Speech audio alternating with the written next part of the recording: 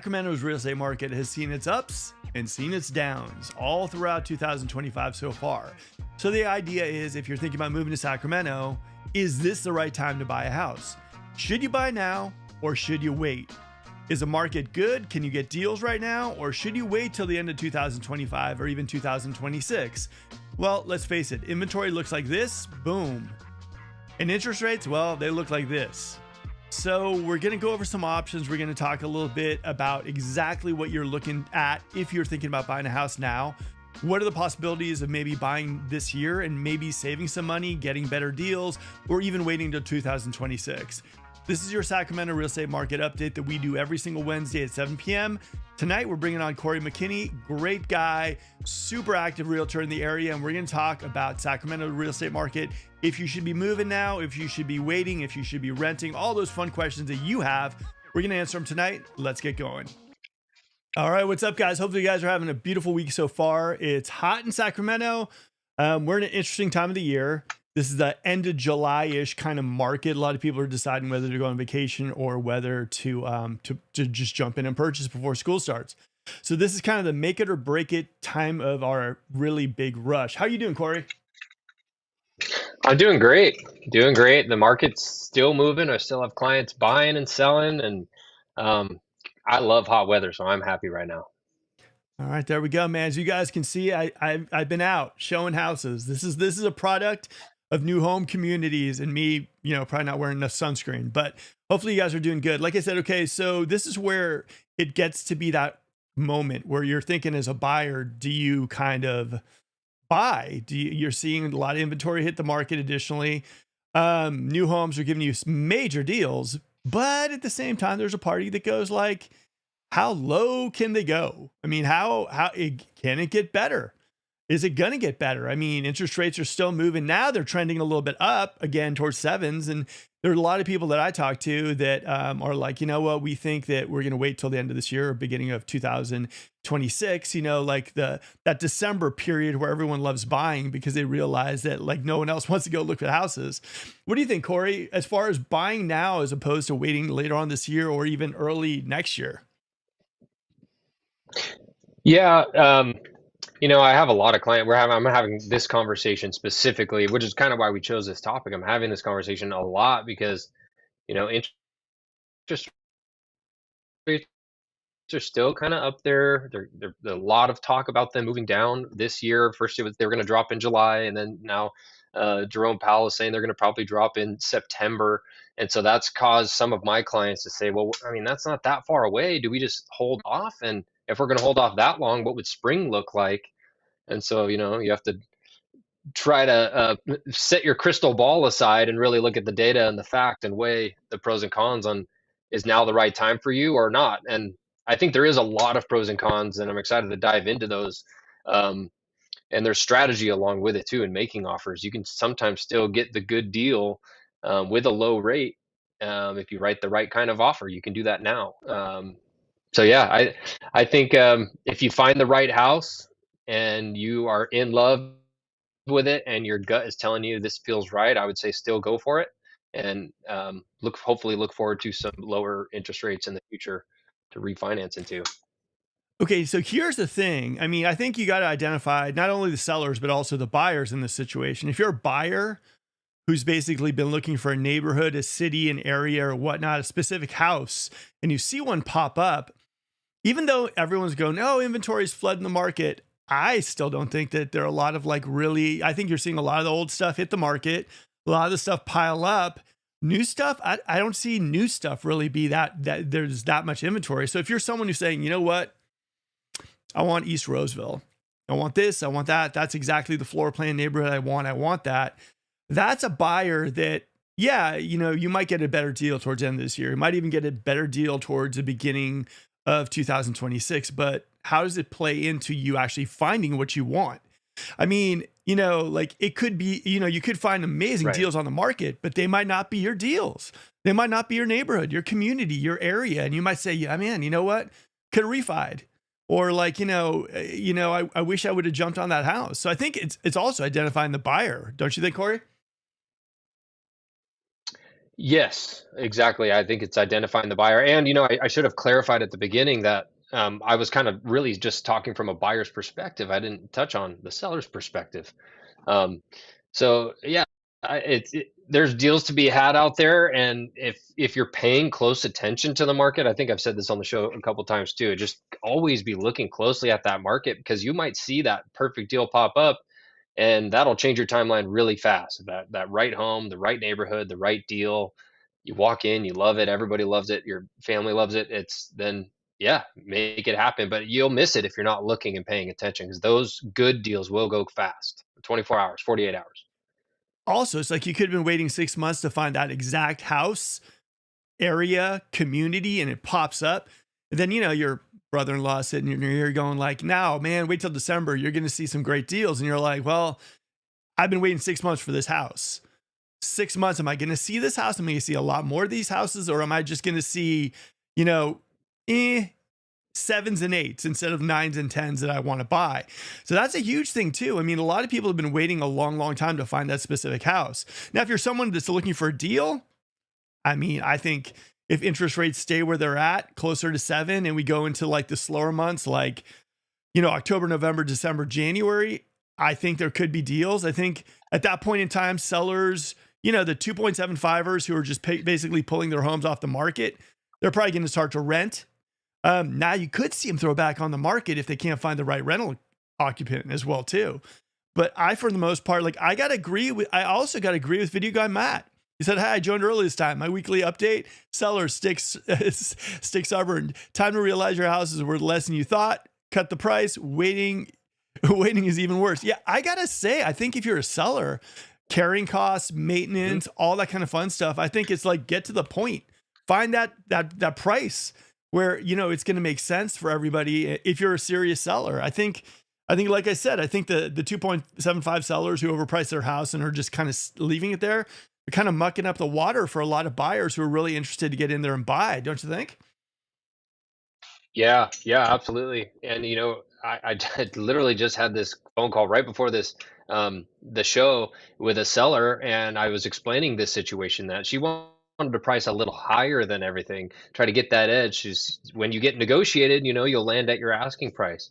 And I had to explain that you can really you could sabotage your first few weeks on market by not getting those people through the door with an either a fair price or a normal price, an expected price, and then you end up chasing the market down. You have to start price reducing, and then sellers think you're desperate or buyers think you're desperate, and they start lowballing you, and now you're stuck with offers way below where you ever expected to be. So there's a lot of strategy, and you got to really pay attention to the activity that you're getting on the market. But I would say, especially right now, sellers should go into the marketplace expecting to try to price slightly lower than what they probably expected, and they're probably going to have a much better experience.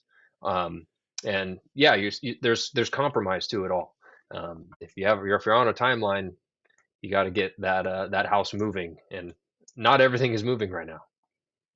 I mean, for me, I'm looking at the market. If I was actually selling my house, I would go low. I'd go aggressive and just have an idea that, like if you put something out there that's aggressively priced, something that people are looking at like it's a great deal, you get people in the door, then people fall in love with the house. And all of a sudden, if you have a good realtor that can leverage all that stuff too, you can make things happen. So for me, that's kind of how we go into listing presentations as well too. Let's price aggressively. We know what we're aiming for. Let's market like crazy. That's another thing too. I mean, listing agents have zero idea how to market in the Sacramento. A lot of them do, not all of them, but so Sure. I got this email from someone who's like, we're having a content day. You have to use a specific song, and you have to make sure to promote the realtors that it's their listing. I'm like, it's not their house. Like it's not their house. They don't own the house, and they're somehow acting like that. So I'm like, listing agents just have this territorial thing where they're just like they're like Lord of the Rings, my precious. And for me, I'm like, I just talked to some guys like, hey, your house, do you mind if I go in there and do some? I'm like, it's not my house. My client would absolutely love for you to go out there, do a video, throw it on Instagram, and get some more eyeballs on my home. So please do it, and do it at you can pick your song. So for me, like, I don't know, man, it's like, get some eyeballs. I mean, we're, Creative leeway. Well, I mean, it's like we're in charge of selling the home, marketing, promoting. Like it's not about like putting your name on something and just using that as a promotional item to like get your next listing or to like pat yourself on the Right. back about this. I mean, get the houses sold. But yeah, that's my rant for tonight. I'll probably have a few more, so I apologize for you guys in advance. Okay, so sellers should realize the Fed doesn't control mortgage rates. Don't bet on Powell lowering overnight rates in September, having any impact in 10 years. MBS buyers demand more spread as prices drop. Here's what I think. One is that by the time we get a rate drop, or by the time Powell tells us we're going to have a rate drop, the rate drop's already been applied to the market. So it's a little deceiving, right? You're like, oh, when are we going to see that rate drop? Well, he kind of saw it before he talked, and so it's a little confusing. Now, the other thing about the rates in general, it's like when the economy shows signs of like it's doing horrible, yeah, that's when rates are going to drop. But then all of a sudden you think to yourself, well, who's going to buy houses, right? So for me, I'm Mhm. just, I don't know. I don't know. I'll be very, very impressed if we can get under 6.5 in 2025. I'll be impressed. I Yeah. will be honestly surprised if we get under 2.5 or 6.5. What do you think? Yeah, I would probably agree with that. I don't think it would go even if it dipped slightly lower than that. I don't think you'd get below six and a quarter. And yeah, video game Matt's, I mean, it's partially true. I mean, the mortgage rates are based off the federal rate. They are two different things. So he is right, but uh, they do coincide together. Um, but you're also correct that the market adjusts knowing that those rate drops are already coming in. The other thing with rates is if you wait for that rate drop, you're now competing with all those tens of thousands of buyers that are also waiting and waiting for that news cycle to come through saying we're lowering mortgage rates or lowering interest rates, and they're going to have a flood to the market, and sellers are going to throw some more properties on, but you're going to be competing with 10 other buyers on the good properties. So there's something to be said about the competition level and the pent up demand, low rates, where you can go out there now. And my clients who are actively shopping and pre-approved and aren't as concerned about the rates are finding some amazing deals out there. And there's not a whole lot of competition on them. And we can write a strong offer with some credits towards the client to cover some closing costs or maybe below asking, and we end up getting them accepted because there's no other offers on the table. So, um, you got to weigh your pros and cons. That's the whole topic of this show. Is do you want to wait and get a potentially lower price, or and have to compete with other buyers, which maybe that takes your lower price away because you have to go over asking. There can Yeah. be a lot of pros and cons. And you got to identify the seller, like the 2.75ers, as opposed to the sellers who really want to sell and get going. Sometimes it's Mhm. just like, it doesn't make sense to even like you see a house and you submit an offer and you're like, I've even had clients who said, hey, like show them the CMA. It doesn't make sense. And I'm like, they're sitting on a, 2.75, or they're a corporation and they're looking and they're okay holding it for as long as they want. So you got to identify the sellers also to figure out if it's either like it. Yeah, and like I said, like the thing that frustrates buyers is a lot of buyers are like, if they priced it at 700, three houses just like this sold in the last 3 months for like 625. This doesn't make sense. Sometimes it doesn't. And that's kind of how you got to like understand, like you got to identify the sellers. Sometimes the seller just isn't really that interested in selling. They're like, if I sell it, good. If I don't, I don't. So I think that, identifying the seller is very important. Oh, we got a good one. Rodrigo says, hello, I'm looking into selling my house here in Folsom. Should I wait till next summer to get a higher price? Oof. Okay, so here's what I think. One is we still got a little bit of hot weather coming to Sacramento. So you got a pool. I always like listing pools in March. March is my time for listing of pools. Everyone's like been jonesing to get in their swim pools, and March tends to work. If it depends on your carrying costs, it depends if you got maybe a renter in your house. It depends if you're living in your house and you got 2.75. I think that right now we're seeing buyer demand is slow. Now, does that say Folsom's a slow market? No, Folsom's still a hot market. Would it be a hotter market if interest rates were lower than 6.5?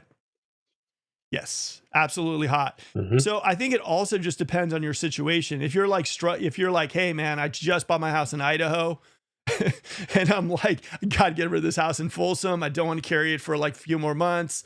like, what am I looking at? I mean, maybe then, but for the most part, you just gotta kind of like look at it. For me, ideally, if you're okay kind of holding out a little bit until interest rates drop a little bit and we have a push of buyer demand, I think, like I said, I think for the most part, Sacramento's still got a very hot market. I think that once interest rates start dropping again, things are going to pop up real quick. Um, so that would be my gut. What do you think, Corey? Yeah, I would. My first initial gut reaction to that was, it may be slightly higher due to the adjustment of rates. Interest rates drop, prices elevate slightly, and when interest rates are higher, prices tend to come down, cool off a little bit. So yes, maybe you might be able to sell it at a higher price, but net to you is that, is waiting 6 more months worth 9 grand more? At $9,000 is not an insignificant amount of money. Don't get me wrong, but if moving now gets you to move forward in your life in a way that's worth far more than $9,000, it's kind of negligible. You're almost splitting hairs, waiting like one season or one cycle. And at the same time, it's also rolling the dice a little bit because we really don't know what can happen. There's still a lot of, the government stuff after the new administration came in, it's kind of settled down now. I know there's still a lot of changes and a lot of, major headlines going on. But I think as things move into the next season, I think there's a lot of variables out there that can we don't know what that will be. You might be selling lower.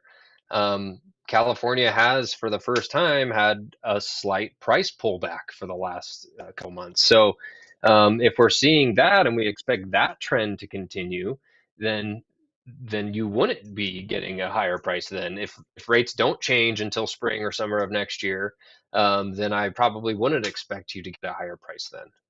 Um, so yeah, I would say yes, it's possible. I would say most likely you would get a slightly higher price, but I don't think it would be, $50,000 more. I think it would be, 15, 10, 20 maybe. Yeah, no, I think I'm with you. It's hard, right? Because I mean, you look at right now, buyer demand is just horrific right now as far as buyer demand. But Folsom is still this hot market. It always has been. It's super hot. So it's like part of me is like torn between, because Corey, how it is. It's like everyone's like, you got something in Folsom, you throw it on the market, it flies. But I've seen Mhm. Folsom stuff sit. So for me, if it was my house right now, it would all depend, like you said, on my situation. If I had to sell and I had something else lined up and I was ready to go and I want to get rid of it, good. If maybe it was like a rental property and I'm thinking about selling it, maybe I just rent it for another year and see how that looks next year. It's a tough one, but I think you got to figure out exactly what kind of need you are to sell the house. Folsom, like I said, always a strong market, has been just as awesome, strong market. But right now, at this moment, interest rates are high, which is leading us to have slower buyer demand, and rates are higher as well too, which is going to eliminate some of the people that actually can afford to buy your house. So that's kind of one of the things you got to kind of figure out. But like I said, if you want to ask some more questions, and we can dissect this online for you. That way you don't have a couple pesky realtors reaching out to you. So just whatever you want. You ask follow-up questions. We're good. Yeah, we Tatiana, can good get you a full. evening. Sorry, go ahead. Hit it. Go for it. I was just going to say, if you want a full analysis on a property, that is a completely free, no obligation thing to do. And we can really accurately price your home right now and give you some insight as to what it might look like in the future, whether rates go up or down or don't change. And that might be able to help you make your decision. But that's a very simple thing we can do in a couple hours and get it sent over to you and be able to help you with that. All right. Tatiana says, good evening. If you were new in Sacramento, what area would you choose to buy a family home? Ooh, thank you. Okay. This is a tough one, right? Okay. So if I'm a first time home buyer and like I'm saying, first time, I would look in the Rosemont College Glen area. I like that area. Like I said, you can get something in the 4s and 5s, like there. Cute area. Matt, the mortgage guy, lives in that area. So does my buddy Aaron. Like, I like that area. I would say if you're in Sacramento, Depends on what you like. I'd say Elk Grove, flat, but has a good community vibe, close to the Bay Area. East Sacramento Land Park, that whole area. Um, Old school, really, really nice. Houses are set back, great curb appeal. But a lot of the families send their kids to private. Arden Arcade, I like that area. Sierra Oaks, I love that area, but you're not getting into that area for under maybe 700. I think Fair Oaks, Orangevale, Citrus Heights, and Carmichael, those areas right now are a little soft, so I wouldn't mind jumping into those areas. And then if you want House on the Hill and you're saying to yourself, I want to go, I'd say Folsom, Elk Grove, or Folsom, El Dorado Hills are good options. Just make sure that, remember, Sacramento County, SMUD, the other areas like PG&E for electric, and that's a big additional cost. And then flipping it on the 80, if I'm going crazy, I'd probably go Grant Bay, but you're not getting into Grant Bay probably under $1 million. El Dorado Hills, realistically, maybe 850. And then there's Rockland, and then there's like Roseville as well too. Roseville is a little bit like, I'd say a little kind of like Folsom, a little bit lower of a price point on maybe the 80 side of it. And then Rockland's got some stuff as well too. One thing I definitely would say is look at the new homes and look at resale. Look at both, right? Don't just go to one, just go to the other, but try to get as many options.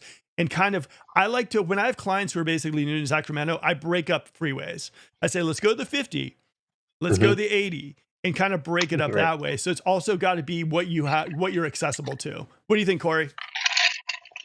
Yeah, I would say my first reaction or thought was is heavily price dependent, budget dependent question.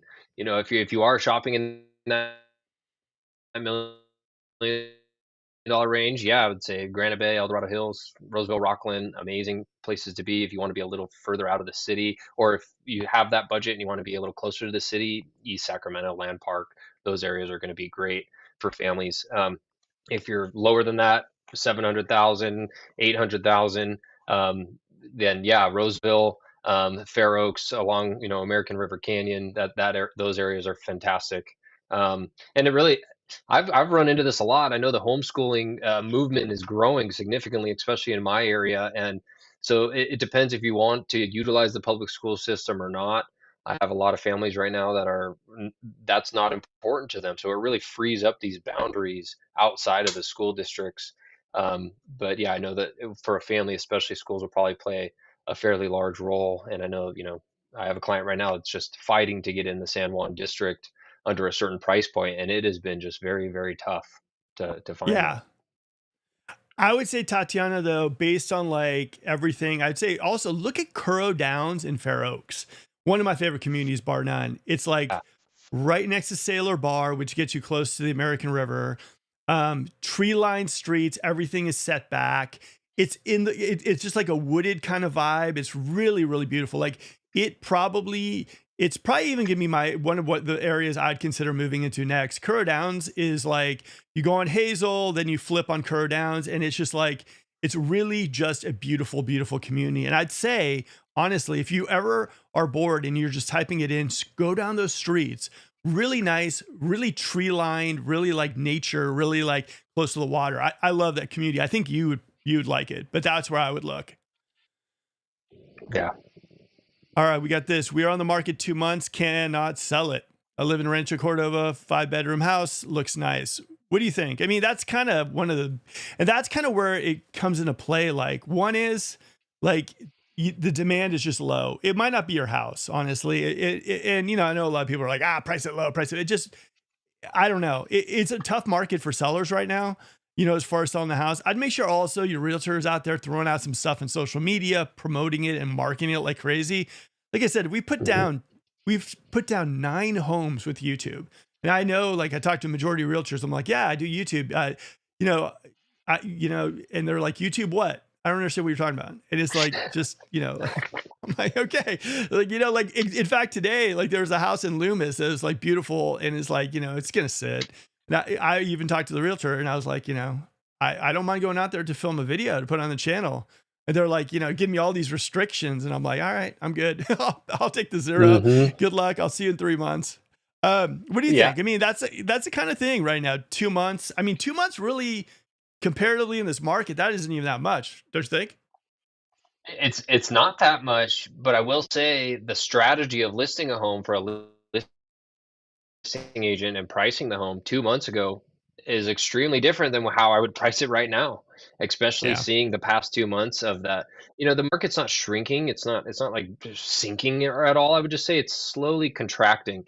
And I think a lot of that is when interest rates shot up, everybody expected prices to fall and have more of an immediate reaction. But we're sitting here, what, almost a year or so at high interest rates, and prices haven't really adjusted that much. So I think that's kind of what some of the mindset is of the people making the interest rate decisions, is like we're not seeing those things come down yet. But I think in the last 2 months, 3 months, we are starting to feel that. And that's when we start, when those corrections start happening, that's when we start seeing interest rate changes. But I would also say it depends on the strategy. If I am very particular with my clients, if they want to price higher, I am paying very close attention to that activity of the home and making sure that we have people walking through that door consistently. I want 5 to 10 showings every single week. And if we're not getting that, that immediately tells me that we need to make some sort of adjustment, whether that's marketing, whether that's price, whether that's, staging it if it's vacant or whatever, fixing the problem that's drawing everybody away, the getting the swampy spa out of the backyard that's turning everybody away, whatever that may be, make the adjustments, make the changes, be quick on your feet. Don't just throw it up there and just let it sit stagnant, because you'll fall behind everything new coming on, Oh and no. you'll lose a lot of momentum. Yeah, you got to stick with it. I mean, like, and that's the thing with this. Like, I've heard a lot of listing agents, 2 weeks and they're gone. So you got to kind of stick with it. And you got to also, like, some of the people that might have come in the door, like maybe even the first week, you got to stick with all the people that have come in. Hey, how's it going? Maybe, maybe we can make a deal happen, all that kind of stuff too. So you need to kind of chum the waters a little bit to make sure that you kind of keep it going. And like I said, like Mhm. for the house we had in Folsom, it's like, we had pool designs and we brought in pool contractors, and we're like, we're going the extra mile to see what we can do. It's still not an easy market, and there's not one realtor out there. And if you hear a realtor that tells you, oh, I can sell your house in a day or two, that ain't gonna happen. But at the same time, you just gotta make sure that they're working hard for you, and what they're saying they're gonna do, they actually do. That's definitely something you should be focused in on. All right, Right. here we got. Hey, gents, planning to move from Pinole to Citrus Heights or Rosemont to be near my family. My house has dropped some value in the last couple of years, but finally, the Sacramento prices seem to have cooled off a bit. They have. They definitely, I mean, Mhm. I'd say at the end, this is the year we're going to be having maybe a little dipping in certain areas as well, too. I mean, I think, like I could say, like this market, I think favors the cash buyer also. So I think you could leverage a cash offer like crazy. Heavily. Also, the people who have vision to fix stuff up, because I'm seeing a lot of stuff hit the market and people are like, they can't get past the fixings of stuff. Don't you think, Corey? Yeah, yeah, and they can't afford it with a high interest rate and a high house payment. If their payment was, $500 a month less every single month, then yeah, we can afford, to slowly upgrade the appliances and, landscape the backyard or fix the dry rot or whatever it may be. But when most of the buyers are they're just looking at the total cost and are like, geez, we're going to have to buy this house and just get in it and do stuff, in a couple years from now. So as clean as your house can get. And the other thing I would say, very especially for sellers, is as much information and context around your home that you can supply the buyer up front helps tremendously. I've noticed a large portion of listings that are on right now, they don't have a disclosures IO link, which is a link that a realtor can set up to have your inspections, your disclosures, everything up front in one file. You can review it even before you go tour the home. And if your agents or if you weren't willing as a seller to do the inspections, pay for those up front, I would say that's something you can definitely do to get a little edge up on the competition. It gives you a lot easier negotiations through the transaction because you know what the issues are with the house, what's going to come up in a buyer's mind, and where you need to price it to accommodate for that, unless you're willing to fix it. So, Yeah. um, prepare. Prepare your house. Take some care into it. Take a weekend to go clean all the cobwebs off the outside and get everything really cleaned up before you hit market. And I know just touring a lot of homes with my buyers, we show up and there's, it's doesn't look like they've prepped at all, and it you feel that during the showing. So 100%. yeah, Oh, but saying also, I think but Citrus, Rosemont, good calls. College Glen, I'd throw in there as well too. Maybe Carmichael and Little Orangevale. yep. Those markets are a little soft right Mhm. now too. So, like I said, it's always good. And I think to traverse between or to come from the Sacramento, San Francisco market to our market, like I said, I mean, I like last week on the show, I was showing you guys how like in Dallas, it was like 90 days, average days on the market, like, Phoenix and everything too. Like our market, as much as the nation as a whole, everyone's hurting all these markets like Phoenix, Vegas, or everything is hurting really, really bad. Mhm. We're a little slow, but a little slow in this economic times, like in this high interest rate environment. The second rates get, my gut says under 6.5 consecutive, like for a while, and we see like a downward trend, we're gonna be back and running. I mean, look how many new homes, look how many projects, look how many like new things are happening to the Sacramento area. If you compare us to other markets, we're not in bad shape at all. Yes, is it slow buyer demand? Yeah, absolutely. But considering like other areas are like I said, 120 is average days on the market. We're not that bad, and we're crushing as far as the Bay Area goes. I think the Bay Area is like 75 days on the market average. So, guys, once interest rates hit that little bit lower, go a little down, you're going to see all of a sudden Sacramento hit it again like we did. The only thing we've been lacking has been a little bit of grace in interest rates. Other than that, we're rocking. What do you think, Corey? Mhm. Yeah, I'd agree with that. And I would say, when everybody's running the other way and holding off from buying or holding off from listing their house, there's something about when everybody's running the other way, look the way that from where they're running from. So I have new home buyers, first time buyers right now, first time in the market, that are, after conversations together, they're realizing, yeah, actually we have a better chance of getting the home we want now. Yeah. We will stick with this interest rate for a temporary amount of time. Everybody's expecting it to go down, so you just hold on to that and get into the house that you love, and without competition. There's something to be said about that. It's a lot less stressful. Well, I also And think the then thing is, on our topic, Rosemont and Citrus Heights are fantastic options. I would throw Fair Oaks and Rancho in there too. oh yeah, yeah, yeah. All the like areas, yeah, I'm with you. I think you are right. The market is soft for those people who find that house that they absolutely love. But I think it is. I think it's going to be the two different buyers that I'm seeing right now are the ones who like they want those incentives, they want those deals, and they're not really too picky on the area. They're like, yeah, if I can get something like this, that's good. A lot of those Mhm. people go to the new homes, and then you're seeing the people who are like, you know what, we want Antelope or we want like Carmichael, we want this area. This is what we're looking for. Kids got to stay in the same schools, and that, guys, I'll tell you something. If you see a house that checks all the boxes, even in this crazy market that we're in right now, you just don't know the next time a house like that's going to pop up again. And what I've seen is just people lose a house, and I get all the Mhm. time people are saying like that one house like 6 months ago, man, we should have just done it, and you lost it by Yeah. like $5,000.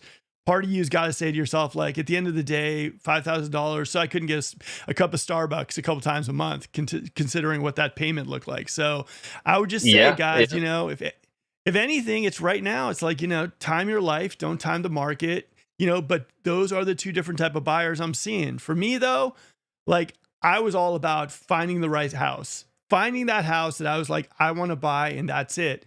And then everything else just went into place. You know what I mean? And for those people who are looking for a deal, and deal is what they're after, they're saying, this is what I want. This is the deal I'm looking for. If rates stay high, I think end of the year, you'll probably find a deal, but I don't know what's going to be on the market at that point. You know what I mean? That's the biggest thing. There's no like, oh my God, it's the optimal time to buy. That 4.2.5 in Roseville that I've been dying for with a pool just came on the market.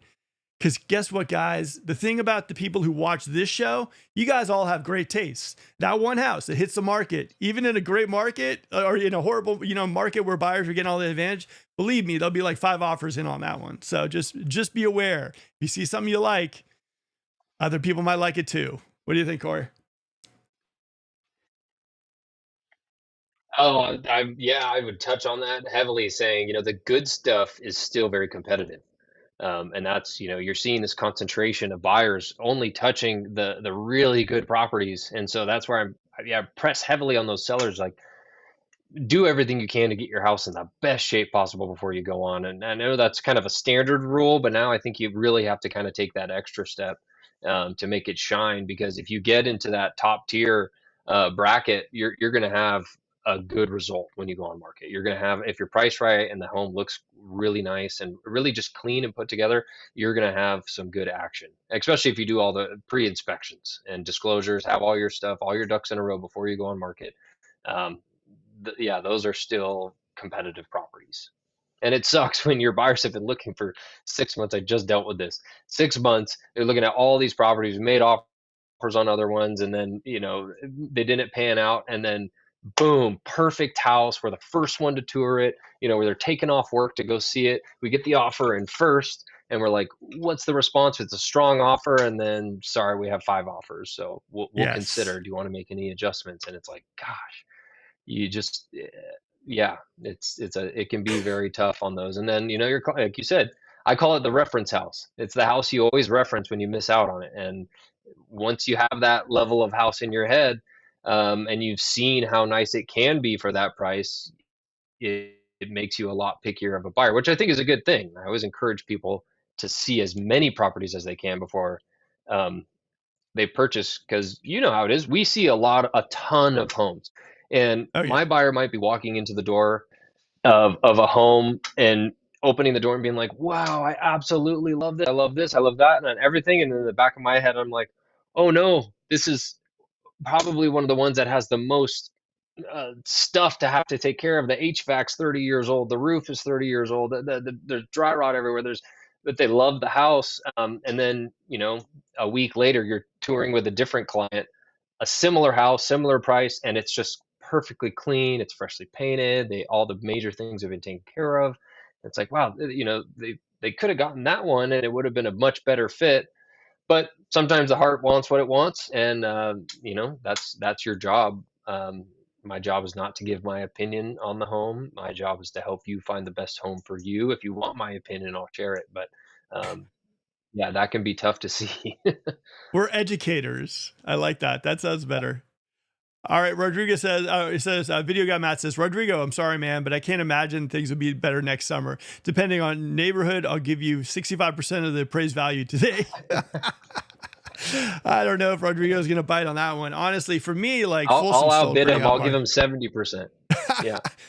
Folsom's a hot market. And honestly, guys, like if we were in one of those markets that like, I don't know, like a Vegas or Phoenix, I'd be a little bit like, I'm curious if I wouldn't be that confident about rates dropping or going to affect our market too much.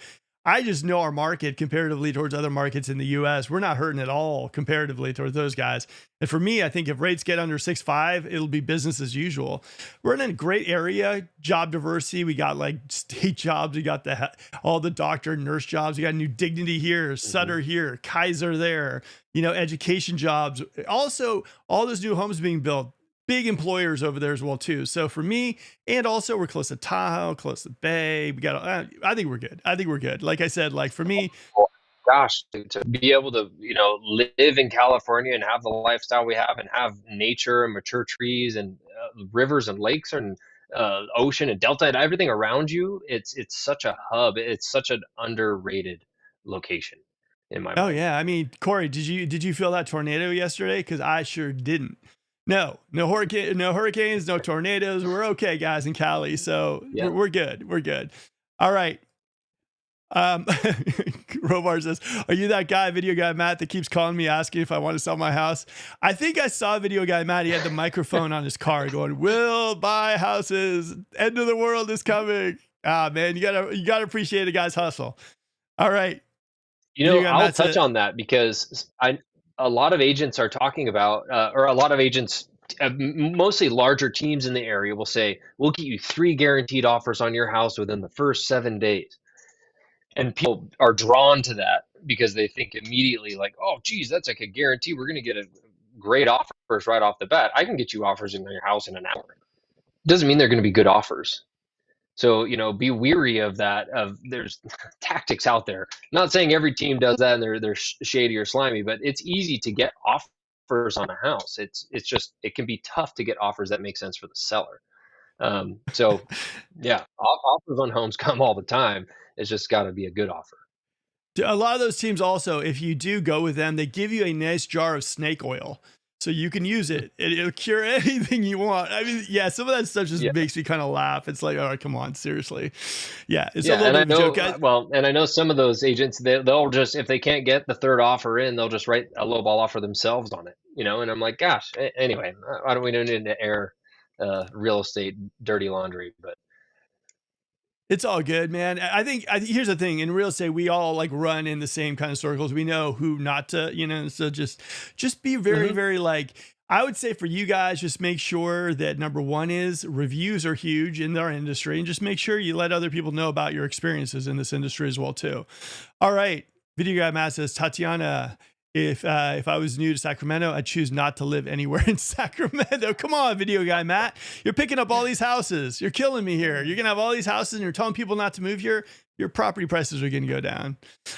For me, like I said, I love Sacramento. Like I said, I grew up in the Bay Area. I grew up in Marin County, beautiful area and too. And as I grew up there, people didn't know their neighbors. There was a lot of Tesla chargers in my high school. I just didn't like it. Chose Sacramento because of community vibe, old school, like mentality here that people kind of know each other, their neighbors. I love the nature. I love the trees. And I just, after this, I'll be going on a bike ride probably with my daughter with our lights on. So I love Sacramento. You're going to find a very, very strong. And anyone I talk to, like Corey, I mean, seriously, I mean, you're from SoCal. Like, what do you think of Sacramento? Mhm. I mean, it's funny because growing up, in all honesty, I visited Sacramento at an early age and did the whole Capitol tour, with my grandma and my cousins and did all that. And after leaving that, I was probably, I don't know, early teenager. I was like, why do people live in Sacramento? It just seems so bizarre. I didn't understand it, and I didn't really focus on the location nearly as much as a young kid. And I never thought in my life I would live here. And then as I grew up and matured, I started evaluating things, and as I got into real estate, I really realized what a hub it is, and the potential for growth, the potential for appreciation in real estate values. For me personally, it really unlocked moving from Southern California with me and my wife both working two jobs. And at the time we had two kids. We Our goal was to have her home with the kids where she didn't have to work day to day, and then looking at real estate pretty much interstate, multiple states. We were going to move to Colorado at one point, and we were going to move to Washington at one point. And then we found this area and really fell in love with it once we spent some real time here as adults. And then the move here has probably been one of the best things I've ever done in my life, besides marrying my wife and having kids and starting that family. I have multiple friends and family members that have moved from the Southern California area up here just because they've seen our experience here, and I think that says a lot. Um, and now I have four kids, and my wife does stay home, and it's affordable enough, and to be able to live here and enjoy it comfortably on one income, and that to me is complete lifestyle change. Yeah, and I'll give you a shameless plug right here. Corey helps run this Cars and Coffee what is it? Every Saturday at 7 a.m. in Folsom. Yep, every Saturday. It's in El Dorado Hills. We Okay. used to be El Dorado Hills one week, then Folsom the other week, but we've had some location changes. So we're El Dorado Hills every single Saturday, 7 a.m. to 9 a.m. Every single car. It's a completely free show. So if you're in the area, you're a car guy, you want to get to a car show, or just bring your kids, family. It's in a big open parking lot. It's free to enter. Anybody can bring any kind of car, and it's just a very. We have probably have 300 to 400 cars every single weekend, and I have a big booth there, and free donuts, coffee, and yeah, it's a great fun thing to do in the area. And there's other ones too. There's a great Roseville one. There's a fantastic Sacramento one. There's a bunch of these kind of get-togethers if you're into the automotive scene. Yeah, it's really nice, but I'd say Corey's is the best one, even though he won't say that. I'll It say it for him.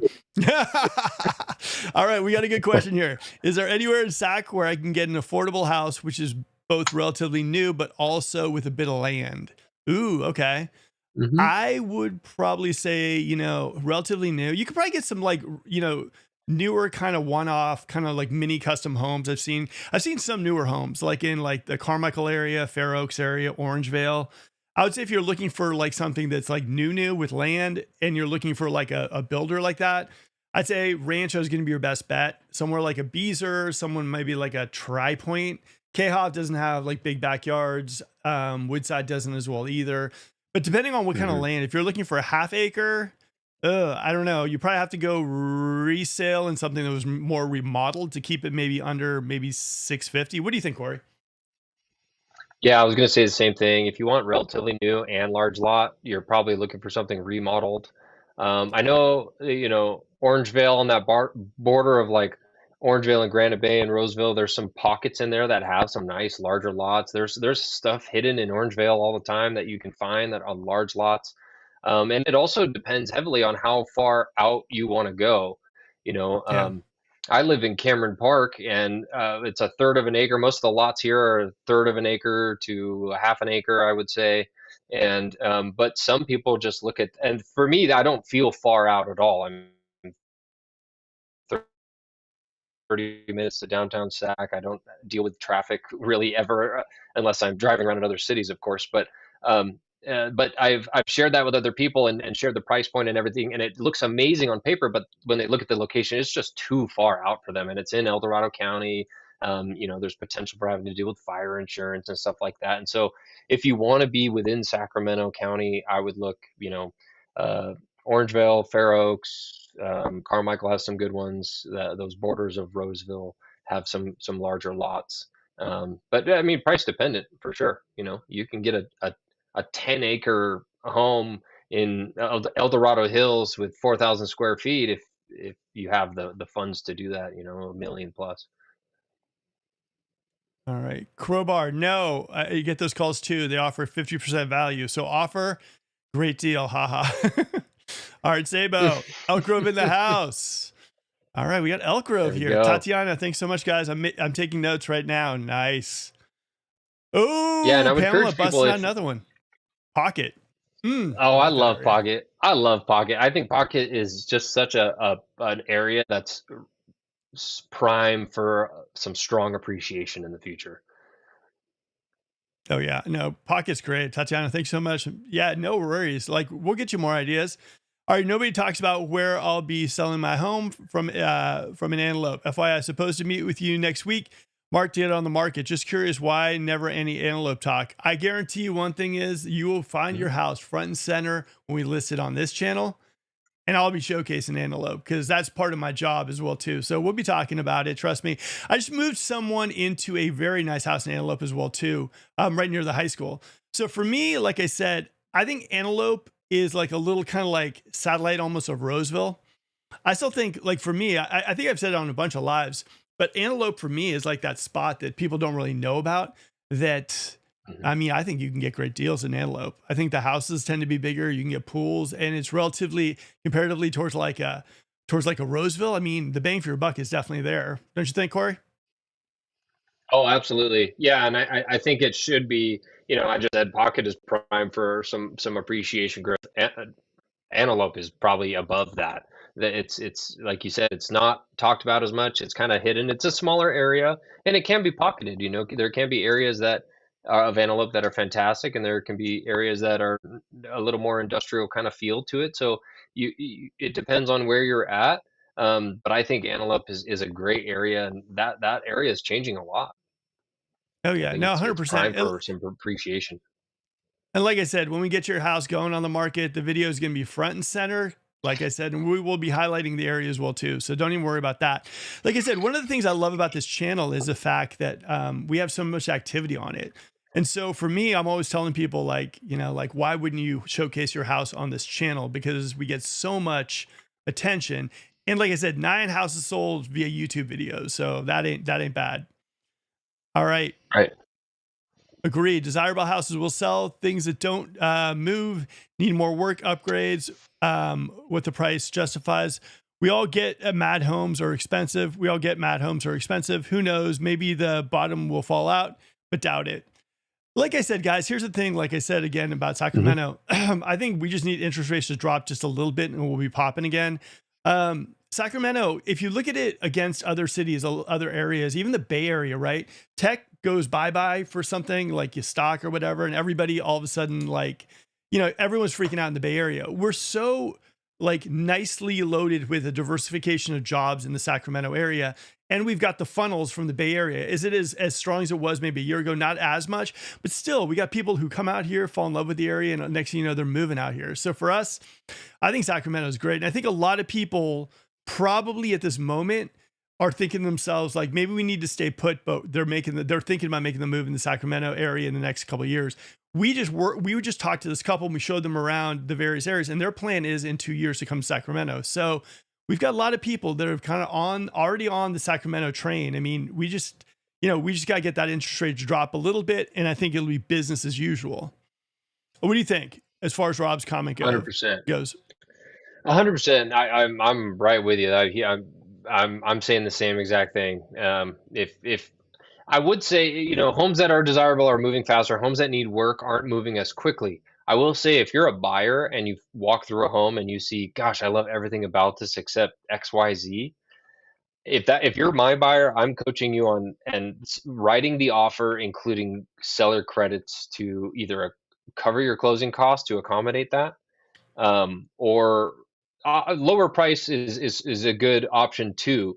But a seller credit towards a interest rate buy down or towards closing costs will change your payment, your monthly payment, and your financial situation upon purchase in a much stronger way than just a price reduction will do. And I think that's one of those aspects that a lot of consumers or people not super familiar with the real estate industry mistake is that you know, if it's priced, if you get it at 650 instead of 700, or let's do a smaller example, if you get it at 650 instead of 675, like, gosh, we got $25,000 off. But just a price adjustment might make, you know, it might knock off what, $25 from your payment a Yeah. year. Seller credit towards an interest rate buy down could change your payment by $500 a month. Or you take, you know, a seller credit of 15 grand and you cover all of your closing costs, and that just preserves the cash you have on hand to go buy new furniture or make upgrades to the home. And so I'm seeing seller credits towards closing costs or an interest rate buy down be significantly more powerful for my buyers than any sort of price reduction negotiations. So I would say, if you're a buyer walking through a home like that, that's checking a lot of the boxes, but maybe not just hitting everything, still consider the offer, but with a seller credit to kind of cover that or mitigate that, so it can be addressed and you can still enjoy the home and get it for a good deal. No, 100%. All right, guys, here's why you definitely need to choose the right listing agent. Selling your home shouldn't be a guessing game. We've used one tool to sell homes again and again, our YouTube channel. It's the biggest in Sacramento, and buyers are watching every single day. One video, thousands of views. One sold home. It's a pattern we've seen work time and time again. Our team doesn't just list, we market, promote, and sell. Reach out today and let's get started on selling your home with a strategy that works. All right. We're back. Okay, so we got this one question from Samson. Reventure just said Phoenix and Miami are the top markets for removed listing. Vegas might be number 3. I can't remember. Yeah, a lot of people are removing listings. I mean, I think a lot of people, but we're seeing people remove listings in Sacramento, but not to that extent yet. Like I said, here's the thing about Reventure, like that guy. Honestly, like he might mention Sacramento a little bit in his videos, but he's never focused in on our market. He's a lover of hate. He's a lover of throwing this real estate stuff like crazy and making it seem like the entire like real estate market is on fire. I would say he probably does this more for views as opposed to like working the real estate industry. He's a YouTuber, and there's a big difference between those people that are looking for the views. the ad revenue and all that kind of stuff. And that's what he does. And that's why his tone of voice is the way he is. And he's always like, oh my God, this house, this is going crazy. And everyone's freaking out. Like, it's so like, it's kind of a joke in my opinion about what he does. And I hate even giving him some airtime, but I will say one thing, even someone like that's always like poo-pooing like the real estate market. Dude, he just does not talk Sacramento.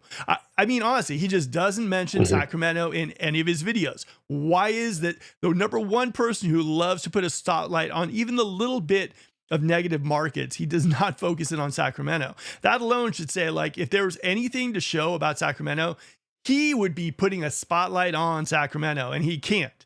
So I'd feel a little bit good about that. What do you think, Corey? Yeah, I mean that, and it's really hard to try to pinpoint on why a listing is removed. That is such a particular situation for that seller. Maybe they just felt their agent didn't do a good job. Maybe they had a death in the family and they can't move anymore. Maybe they were in contract on another home and it fell out. So they're like, hey, let's take a 2-month break. There's a lot of reasons why a listing will go off market.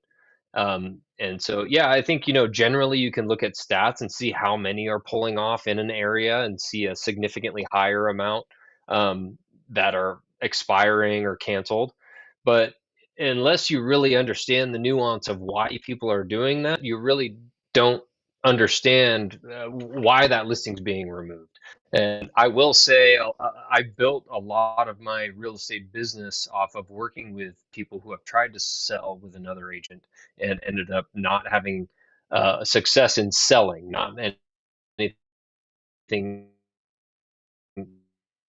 not selling the first time are different almost every single time. I think there is some consistency with, not pricing it correctly or not having enough marketing. But, in those major markets that are probably struggling more than we are, I think it's a big headline stat that he can grab some clicks with. But in our area, listings that are canceled or expired have a multitude of reasons why they're doing that. And like you said, a lot of that time you see those properties coming right back on the market within 90 days. Yeah. You know. Yeah, I mean, I think a lot of people might switch over, try to rent it, might not work, and everything too. And also remember, guys, again, like going back to a couple lives I did previously, Redfin showed the fact that Sacramento was the number one, not two, not three, number one spot people were thinking about moving into earlier this year. So Sacramento is still at the top of the charts, guys. So just keep that in mind. All right, we got Wendy. Wendy, how are you doing? Would it be a mistake to buy a beautiful house that might be compromised by the rendering plant in Anatolia, Rancho Cordova area? Here's the thing. There's a lot of homes being put in there. Like, one of the things for me is, as far as the rendering plant, it's kind of a weird thing that Braden is going over there. And then I don't know. Like, as far as the rendering plant, I always there's always full disclosure as far as when we work with people, as you know. I think it's more of an individual choice as far as like, if that's something that you want to take on as far as something that you have to deal with. I think it's like less about like the resale and more just about like how that affects you. If you're someone who is maybe like more sensitive to smells or whatnot, but you have to definitely go out there and kind of probe out the problem to see how big of a problem it is for you. What do you think, Corey? Yeah, and I mean, although the Anatolia is relatively close to that rendering plant, I've never personally experienced. I've sold homes there, and I've listed a lot of homes there, and I've helped buyers a lot in that area. And I've never personally shown up in Anatolia and been like, "Oh, what's that terrible stench?" I've never had that experience. Maybe it happens if winds change and stuff like that. Um, but yeah, you're adjacent to it. You're not on top of it. And Anatolia is a absolutely gorgeous community. And I think I agree with what you said. Is if that bothers you, then don't look there.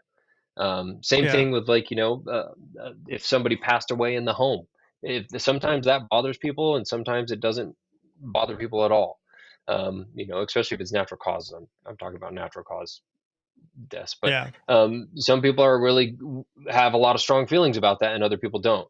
So I would say go to the area, look at it. There's a lot of beautiful parks in Anatolia. Just go stop at the park, sit on the bench. If you have kids, let them play or just walk around, go explore that area. And if you have any reservations, then maybe, pull it back down on your list a little bit. But I would expect most people who visit that area probably wouldn't have an immediately negative experience. Yeah. I mean, you gotta, so much of the stuff is subjective as well, too. Like, I look at Anatolia and I look at the community, the soccer, all the people moving out there, all the new stuff that's coming out there. Like, I just look at it being close to Folsom. I would just say you got to kind of out there and just make a little bit of like a kind of a choice on your own, like if that's something that's going to affect you or not. But there are a lot of homes being built out there right now. And, some people like it, some people don't.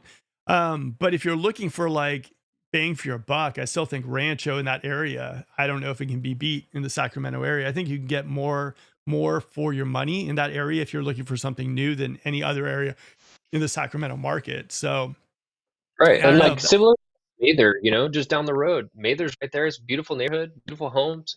But yeah, you're next to a larger airport that has, big planes like, FedEx planes and UPS planes coming in. So if the air noise bothers you, then, that might be not an area to look in.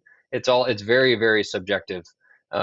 So I would say this is why it's so important to get out and see as many properties as you can before you Yeah. purchase. And you get that kind of experience that Mark and I have gotten with this. You walking into 10 homes a day, you really get a good understanding of what is in good condition, what is in bad condition, what things to be concerned of, yeah, so forth. All right. We got this. Wendy says, I like to keep my options open for selling down the road. No, absolutely. And I think that, Wendy, your house specifically that you're in right now, it's still a great floor plan. It's still good. But I also think the thing, and this is just my own thing, it's like, I think that because we're not seeing the type of inventory that maybe we saw like 4 to 5 years ago, like the good stuff, the stuff that you'd see every Friday where you'd see 3 things that you liked and you're like, oh man, this is great. I got so many options. Because we don't have that type of market, and we probably won't have that market for a little bit. It's hard. Some people are just so on the sidelines and want to get into their dream home that I think that like the one of the hardest things to understand is that, you know, being impatient might make you pull the trigger on something that later on down the road, you might see something better hit the market and you might go, I wish I would have waited.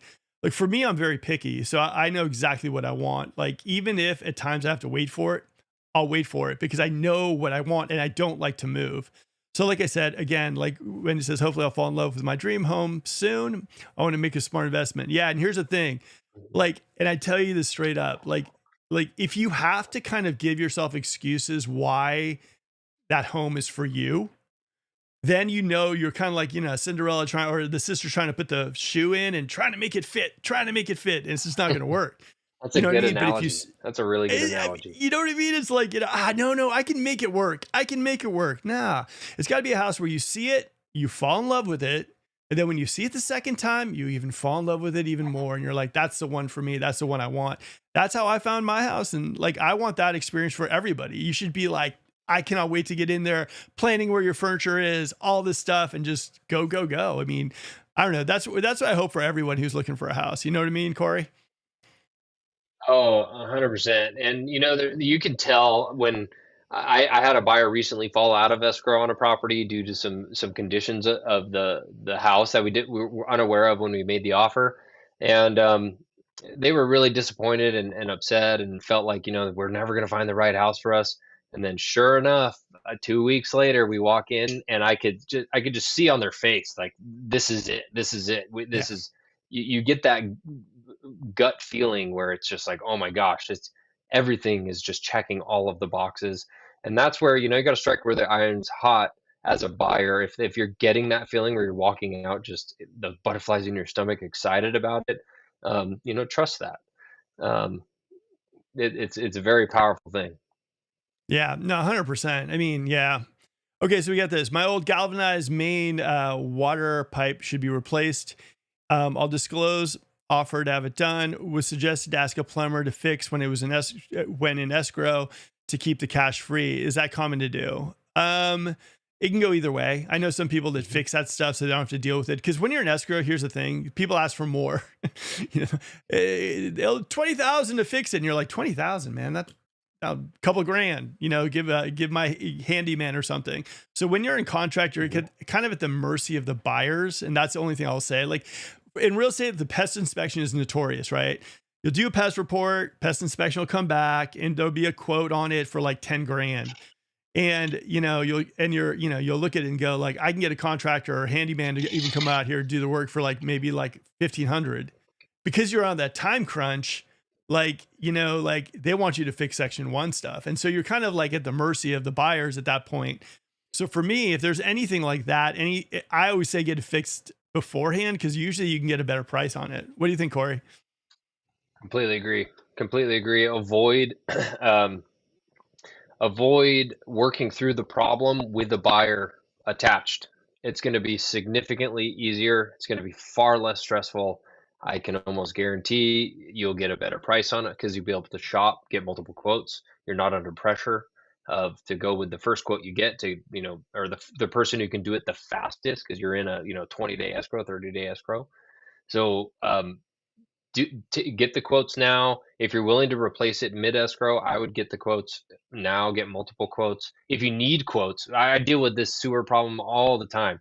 Replacing a sewer lateral pipe can be very, very daunting, but there are some very good options out there. Trenchless options. You don't have to dig up your whole front yard. So evaluate that. Work with a really good plumber or sewer inspection company. It may be worth getting 2 inspections to verify that the first inspector is not just saying, hey, there's a slight defect, you need to replace the whole thing. But I would very strongly suggest taking care of that ahead of time, because that's also something that comes into marketing.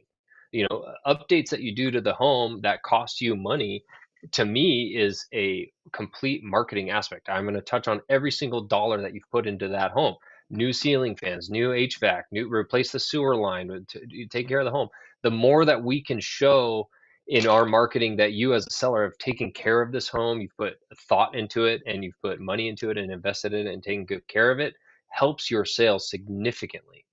So Oh yeah. I would highly suggest taking care of that ahead of time. And depending on your location, I'll touch on that too.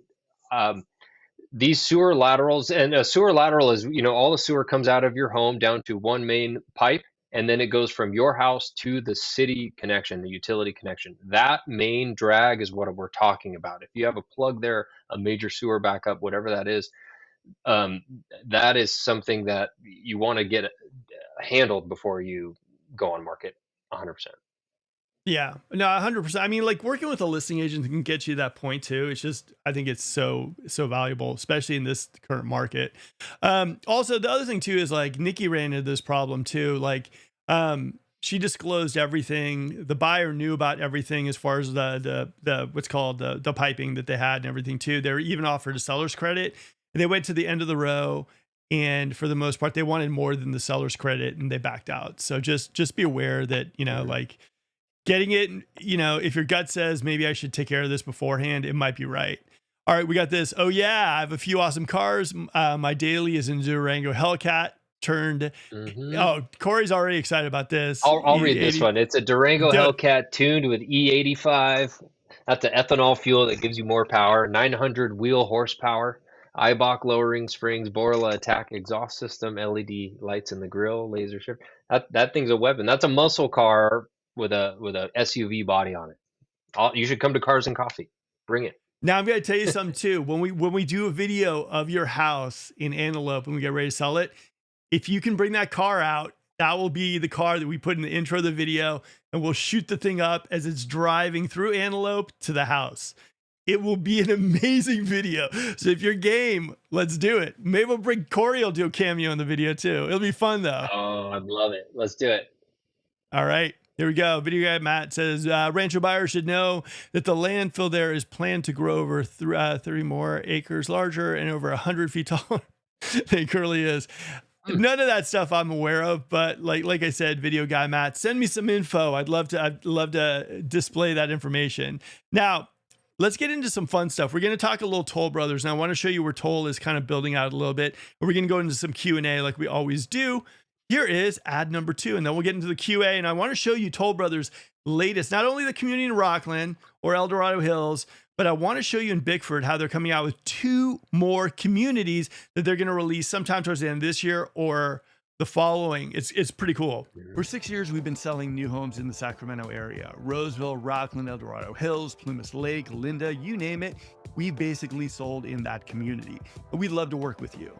One of the things our team does that most other teams don't do is the fact that the builder will always pay our entire fee. If the builder pays $1 to your agent, that's what we get. Not like these new rules that make you sign a 2.5 or 3% buyer's commission. It takes money out of your pocket if the builder doesn't cover it. We are one of the only teams in the area where the builder pays our entire fee, so you never have to.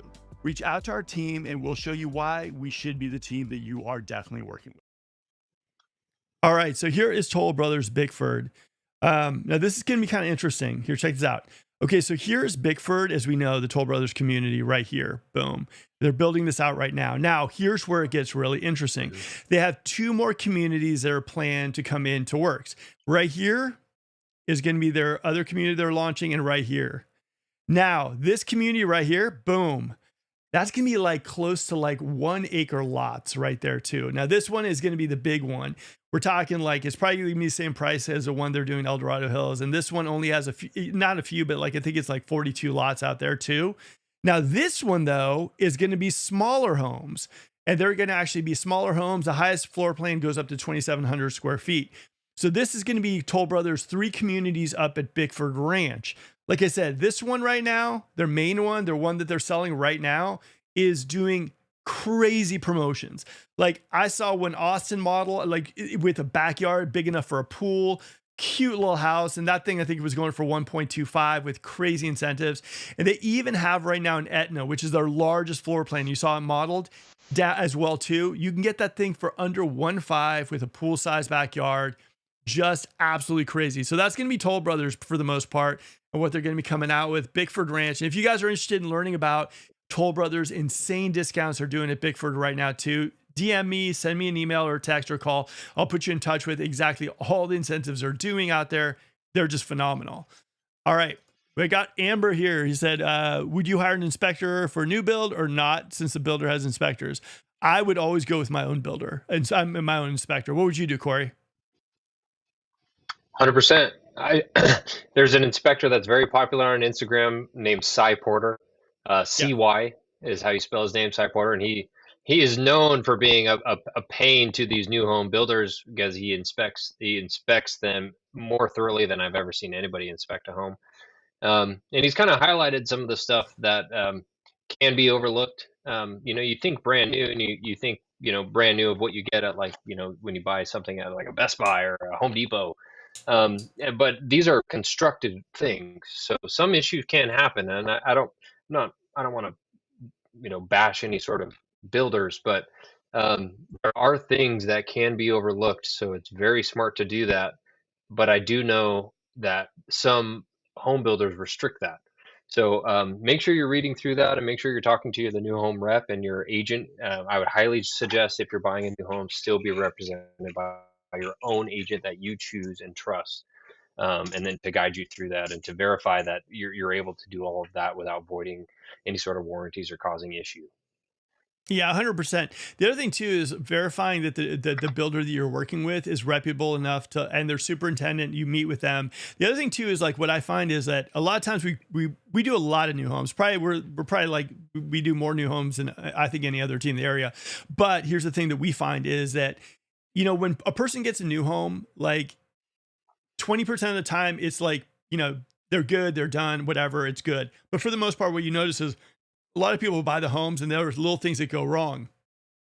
Now that does to happen when you're building 1 million homes. It's going to happen whether you have a Toyota. Some Toyotas, right, for the most part, have faulty parts. It's just the way it is. But the thing that really, really separates builders, in my opinion, are the ones who actually fix what needs to be done.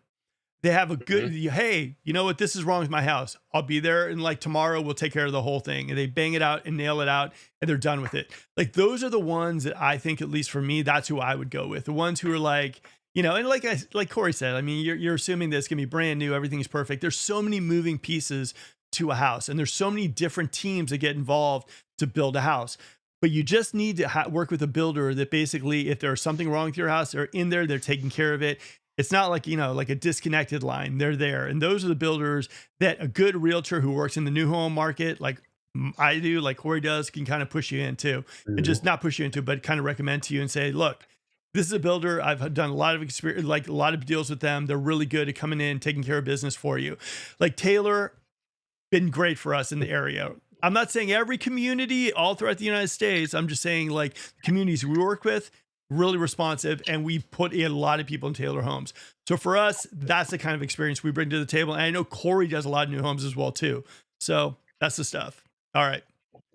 Video guy Matt, I was actually telling the truth on landfill stuff. I read it most recently in the EIR. Dude, video guy Matt, you're going to see my number and everything too. I would love to get my hands on that stuff too. If you could send it out to me, because I plan on doing a video on Rancho Me probably in the too. next couple of weeks. I'd love to be able to get my hands on that stuff because I do think in a real estate transaction, you should definitely have like, wherever you're buying, you should have complete transparency on it. I mean, I would want that. I would want to know and read these reports myself too. So if you could send them my way, I'd really, really appreciate it. All right. Wife pulling me away. Good night, guys. And thank you, Mark and Corey, for the stream. No problem. And also, I'm being serious. You get me a car, we'll do the intro on it. And I'm sure we'll get even more eyeballs because everyone loves a good car. So I'm being serious. So we'll talk And next week. I want to ride in it, selfishly. Corey can pull up. We can do the video tour together. It'll be fun. All right, so let's get into some questions and then we'll let you guys go for the night. If you guys are enjoying also the stream, I would appreciate a big thumbs up. Also, comments and questions are more than welcome. Like I said, guys, this is kind of the go time in the market. July and August is kind of that time where people are like, I'm just not 100% sure.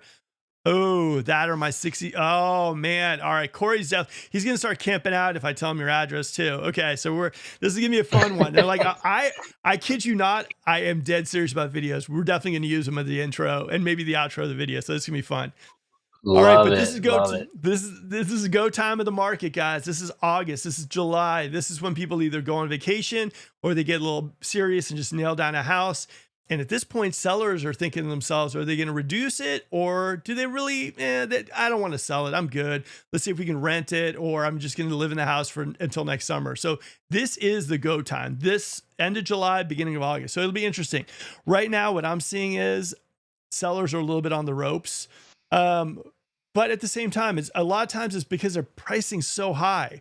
So it'll be interesting how everything pans out. But if it was me and I was thinking to myself, look, I want to make the move to Sacramento, I would know what I want to buy. I would know the area, I'd know the street, I'd know the floor plan, and I'd be waiting for that house to pop on the market. And that would be me. How about you, Corey? 100%. See a lot of homes. I feel like I've said it so much. I'm beating a dead horse, but see a lot of homes. That's the best way to understand what you're getting is, see a lot. All right, let's get into some Q&A. Does Elk Grove have a lot of parks, family-friendly amenities? It's overcrowded and expensive, but it has a few parks and too many stoplights. Stoplights, totally agree with you on. I think Elk Grove has got a lot of parks. I think it's almost like, how there's master planned communities? Elk Grove is almost like a master planned city. You know what I mean? Like there's just a lot of parks and everything's laid out like all that stuff too. I think, with the train coming in there as well too. I think Elk Grove community vibe is pretty high, close to the Bay Area. A lot of people love Elk Grove. What do you think of it? Yeah, I've experienced some polarizing. Do tell. People either love it or they're like, I don't like it. I don't like it at all. And I don't like it's too many shops, it's too crowded, it's too many people, it's not the it's not enough mature growth trees and greenery. And so it can be polarizing. I've experienced with some clients, and I actually had a client today that said, they're moving from Chicago. It's actually a client we're working with together. And they said, we came here and we looked around all the cities and we like these two or three, but we do not want to go to Elk Grove. I'm like, oh, okay. I kind of thought that was a little surprising, but they just did not like it. And hey, more power to you. There's something about crossing off a city or crossing off a home that you thought you were interested when you looked at it on, Mark's website or app or Zillow or whatever you're looking at. Um, but when you go to visit that home, it's like, no, we're going to cross this one off, and that brings you peace by being able to say we no longer have to consider this one. And so I Yeah. would say you have to get there to see it. Um, if you go there and you're just feeling not so sure about it, then go somewhere else. If you go there and you're like, wow, this is great, everything's here. They got a lot of really great food options there. Almost every store you could imagine is there. So um, yeah, you got to check it out for yourself. It can be polarizing. Well, I think I think you're right on about that. I think there are a lot of areas that are like that in the Sacramento area. I think people just assume that there's one place in Sacramento and that's kind of it and everything. Like the pocket's different from Elk Grove. Elk Grove's different from like El Dorado Hills. El Dorado Hills is different from Roseville. There's so many different areas. You really need to kind of feel out exactly what works for you, the energy. Not only just see the houses, see the area, go shopping, go eat. If you're going to move into an area, this is a big investment. Get educated, feel out the area a little bit, feel out if it's right for you, and take your time. Corey and I are the same type of person when it comes to this stuff. We talk to people all the time and we're like, listen, we'll show you what you need to see. We don't care if it's a day, a week, a month, 6 months, a year. Like, get educated in the Mhm. area, figure it out. And then eventually you'll look at us and say, yeah, I got it. I know where I want to go. I know what city, I know what area, I know what house. This is it. This is the one for me. And I think that, like, Mhm. in this market of like, realtors are kind of hurting a little bit. You get a little bit of like the bum rush, like, get this house, come up for this house. But it's not about that. This is a big decision, and you should have people working with you that realize the fact that your trip up might not be about buying. It might be just figuring out if Sacramento's for you. And those are the people that you should be working with. Yeah, those are my favorite clients who are saying, I just want to see the area, see where I feel good, see, and that's, and we're on. I always tell my clients, I'm on your timeline. A lot of agents are like, buy, buy, buy, buy. You got to do it now. Now is the best time. It's always now is the best time. Oh But yeah. I think you and I are on the same exact page. It's like, look, we're on your timeline. We'll supply all the information we can to you about every city that we know, and to make suggestions based on your situation. But even the on paper, what looks like the best area for you, you might show up and not like it at all. So Yeah. yeah, trust your gut and take all the info you can. Yeah, and also don't feel any type of pressure, guys. This is your journey. This is your thing. If we're lucky enough, we get to be Yes. on the ride with you guys and enjoy the trip and get you guys an amazing spot. But this is about you. This is not about us. So, okay. Is Mhm. there a lot of new construction in Sacramento area? Too much. Okay. And next one, it says, it seems like too much, but Sacramento area is still short of houses. Based on 2022 statistics, we are behind 150,000 units. Investors are buying up all the new builds and renting them out, which isn't helping. The entire block I live in, new builds are renters owned by this small handful of investors. It's more common in new builds than people think. Mhm. It is. I would say new construction. What do you think? Okay, you hit this one first, Corey. What do you think?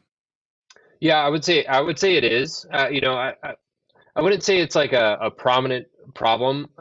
Most in my experience, they're not like institutional investors, like corporations buying up these houses. They are people that have enough income to purchase an investment property, and they want something that's going to be low maintenance, low headaches, have a warranty, and they can put a renter in there and have sustainable income. They may not be cash flowing, like cash flowing. What I mean by that is making a profit each month off the rent that they're making for that property. But what they're getting is most likely majority, if not all their mortgage paid off, and they're just riding that wave of appreciation as that house grows in value.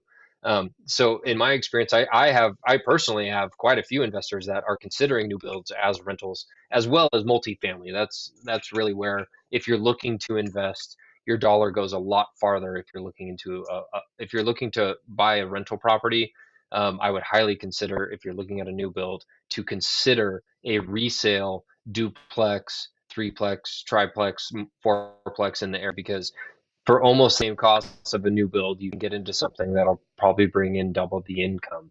So I agree with this, that I have had this experience where people are buying these new homes and getting those the benefiting off those low rates that the builders can provide, and then just letting it riding on that appreciation. And if you're an investor, if you're somebody who's looking to do that, I would consider that. I really would, but Yeah. I would heavily weight that against a multifamily purchase instead, just based on the money you're going to bring in.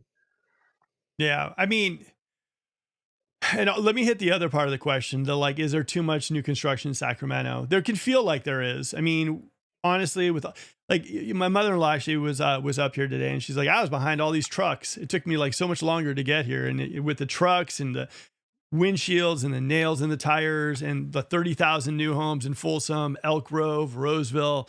There does definitely feel like there's a lot. And there's also like East Ridge Village on top of Blackstone and El Dorado Hills, Toll Brothers releasing all their communities, Mhm. Taylor Morrison coming into Rancho. There is a lot of building. Now, for me, one of the things I hate is the fact that like one of the reasons why I moved to the Sacramento area was because of like the landscape, the hills, mountain biking, all that kind of fun stuff too. And so I am a little like freaked out. I mean, yes, we do have a lot more land, but still it's when does it stop? When do we say, hey, we're good. Now let's keep a lot of our landscape because that's one of the main reasons why we love it up here anyways. So, for me, it does feel a lot of building. There doesn't seem like there's any kind of like there doesn't seem like there's any stopping it, right? It seems like they can keep going and going and going, and there doesn't seem to be too much stopping people. I mean, and so I think that there should be a little bit of the checks and balances about, to the amount of new homes and the amount of landscape that we can rip into in our area. So I do understand it, and I don't know. I don't know what the solution is because we are right. We do need more houses. We need more. And another thing for me specifically is I think that it would be nice if instead of building like, and I don't get me wrong, I know a lot of people, you guys like these big houses, instead of like the 4,000 square foot houses, the 5,000 square foot houses, 6,000 square foot houses, we focus more a little bit on the more affordable, like maybe 1,400 square foot houses, like 1,250, something so that people like can afford to buy in Sacramento. I think affordability should be something that we should put as something on our radar for people to like get their first home. You know what I mean? Be able to like say, I got myself a home here. And this is one of the reasons why Sacramento grew to the level we're at right now, because we prioritize the first time home buyers. We prioritize like affordable housing. And I think that we need to focus a little bit on that, especially if we have all this land and all this building can happen. So hopefully we go in that direction. What do you think, Corey? Right. Yeah, I would agree on that. As it'd be great if some of the builders, and I don't expect them to do this, but it would be great to have these builders build a little bit smaller homes, slightly smaller, like you're saying, but give a little bit more space between them. If they were to build a community like that, I think they would sell out quickly. They probably wouldn't be nearly as profitable, building 40 homes instead of 80 homes that they could build. But I think the quality of life that those people would have, the affordability that they would have, would be an amazing thing. But at the end of the day, the builders are running a business, and so they kind of pack them in there. Um, and if you've been in Sacramento a long time, then it's probably really tough to see a lot of this new construction happening. I mean, even I've been here for 6 years, and it feels uh, cumbersome at times. So, choose where you want to live. That's where maybe if you're feeling kind of impacted by that or feeling like it's really tight or crowded, maybe look at something that's more resale where it's, that your Yeah. environment, your neighborhood's not going to change. You have that space between you. Yeah, I mean, Corey and I have both written deals up where we can get seller credits to get your rates down. Also, Corey's a whiz about finding assumables. So, like if you guys need help in the resale market, hit me or Corey. We'll take care of you. All right. Sacramento's Yeah. housing Off market markets shift. too. Off markets are a big one. Off markets are huge. There's so many off market deals that happen too. It's just really nuts. All right, the 30-year just hit 5% again, and 10-year is threatening to break what's called 4.5. Rates are moving up. So if you're going to buy now. What do you think of that? Yeah, I would assume they're probably talking about the like federal fund rate. Yeah. Um, with the 5%, because federal fund rates are very different from mortgage rates. Oh yeah. But yeah, it's these are one of those things I don't expect. I would disagree with the comment, because although we see these things fluctuate and moving up and touching down, there's enough plans through the administration and government to plan to bring these rates down. And we're moving in that direction. We're seeing inventory rise, we're seeing prices drop. So um, I would suspect that we're going to see it go down. But like I said, we don't know, and very well could happen that they decide to just keep rates where they're at. Um, I just would go back to, don't buy purely upon interest rate. Um, Yeah. there are ways to get seller credits. I have a deal right now that we're working on. We have a $22,000 credit, and we're in contract on it, and that's going to cover closing costs and give my clients a buy down on the rate. So you can accomplish these things. You can still get a deal that would be something you would get 6 months from now if you negotiate it the right way. Yeah. I mean, it is crazy because, I mean, it's funny because the majority of people talk about rates staying the same. They'll drop sooner, maybe next year, this or that. No one really talks about what if we go in the opposite direction. We're like 7.5. I Right. mean, that would be crazy. Maybe you and I could go down to Cabo and sell timeshares. What do you think? Yeah. Oh man, I love Cabo. Hate timeshares, but we could do it. Yeah, we could. It'd be crazy. But, like I said, here's one thing, guys, also. Like, I wish we could control rates for you guys. I wish we could bring them down, and I wish we could, help sellers at the same time. It's just so controlled by the powers that be. And like I said, for us, normally what happens is when the economy is showing signs of job loss, all that stuff, rates tend to go down. So it's harder for people to afford stuff because they're out of work or they're hurting. It's just crazy how things kind of work. I would love to see buyers get a little bit of a push, like I said, but at the same time, if you are going to be getting that bump, if you're going to get that like a little bit of a price decrease, it's probably going to come at the expense of higher interest rates. So just be aware. All right. Sacramento's a Mhm. big problem. Everyone in California is moving here. Sacramento is oversaturated on everything for the last 10 years. Homelessness has skyrocketed as well, and not enough jobs to go around. Here's the thing. I think the thing with Sacramento in general is that like it's just grown like crazy. But also, if you look at Sacramento in general, it's like the schools. We have like a brand new school popping on here, maybe like once every 6 months in some area, like Roseville, Rockland, somewhere. We got all these Right. things happening in Sacramento. I always think about it this way: Sacramento maybe got a lot of hate, as far as like a lot of people were not really liking Sacramento based on what they've heard. They came here, they realized Sacramento is pretty amazing. And now people want to move in here because, like I always say on this channel, I believe Sacramento is the best bang for the California lifestyle that doesn't completely break the bank. So for me, oversaturated, I don't think so. I think there's the best is yet to come. And I think we're going to see Sacramento as a destination spot probably within the next 5 or 10 years. What do you think, Corey? Yeah, it's tough because over the last 10 years, it's probably the changes have been dramatic. But yeah, I don't think there's much slowing down here. And I know the city is working on actively right now homelessness policies. They're revising some of the homelessness policies around the area. I know that's gotten worse, not just here though. That's gotten worse everywhere. And so every municipality and city is working on creating systems to fix this, but it's a very complicated, nuanced issue.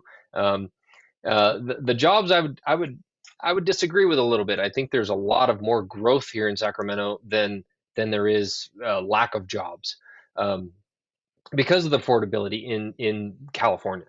So yeah, with that, it might feel oversaturated now, but I agree with you that it's just going to keep on growing and progressing, and I don't see that happening in a negative way for Sacramento, like Los Angeles or San Francisco, where it's just they're so overwhelmed. I think we still have a lot of room for growth. I mean, if you go just past Rancho Cordova, Anatolia, like that rendering plant that we're looking at, it's just vacant open land for miles and miles and miles and miles Oh and yeah. miles. You get out of this relatively small metro that we're in, and there's a lot of room for growth here. So if you're feeling like, in Sacramento County, it's way too overstimulated, I would definitely look at El Dorado County or Placer County and get into some of those areas where a little bit out of that, but you still have the typical amenities that you would need, the Costco's, Targets, the big box shops. Um, and consider those areas, even though, yeah, your utility costs may be higher, and you may have to deal potentially with some fire insurance stuff. But if you can find the property that fits for you, your lifestyle is going to be completely different than it would be living in the more concentrated areas. So I think you can still find opportunities in the general Sacramento area without feeling very burdened by heavy traffic or any of the more urban situations you would encounter, like homelessness. Like I always say, guys, if you want it, you can find it here in Sacramento. Any lifestyle you want, honestly, like you can get a ranch, you can get a golf course community, you can get like live on the water, guys. Anything that you want out here, you can find. You just gotta, work with a realtor that knows the ins and outs of the area. And like I said, like Corey said, like there's areas in the outskirts, like Cameron Park, like Shingle Springs. Like you can even go to Galt. Galt, I like Galt. Galt's a Right. nice area as well Yeah, too. Good. You just gotta exactly. kind of work with someone who can kind of brainstorm with you and figure out those spots. All right. Is Sacramento prone to extreme heat in the summer? I think I almost died 3 times last year in July. Granted, I'm coming from a cooler mountain state climate. Here's the thing I'll tell you guys. Is it hot in Sacramento? It's hot in Sacramento, but I mean, honestly, comparatively towards stuff that's going on in the United States, weather stuff and everything too. I mean, I always feel like I'm complaining about this, like it's okay. I'm on SMUD. It's half the price of PG&E. And honestly, like I always say on this channel, like I just don't feel earthquakes here. Maybe it's just me, but I don't feel them. Hurricanes, tornadoes, nothing. Like we get a nice winter. I got my coat on, everything too. We get some rain. Summer gets hot a little bit, And like I said, we have this streak of like 100-degree weather that normally happens every summer. But for the most part, if that's as bad as if that's as bad as our weather is, like, oh yeah, it gets hot during summer, I'll take it. What do you think?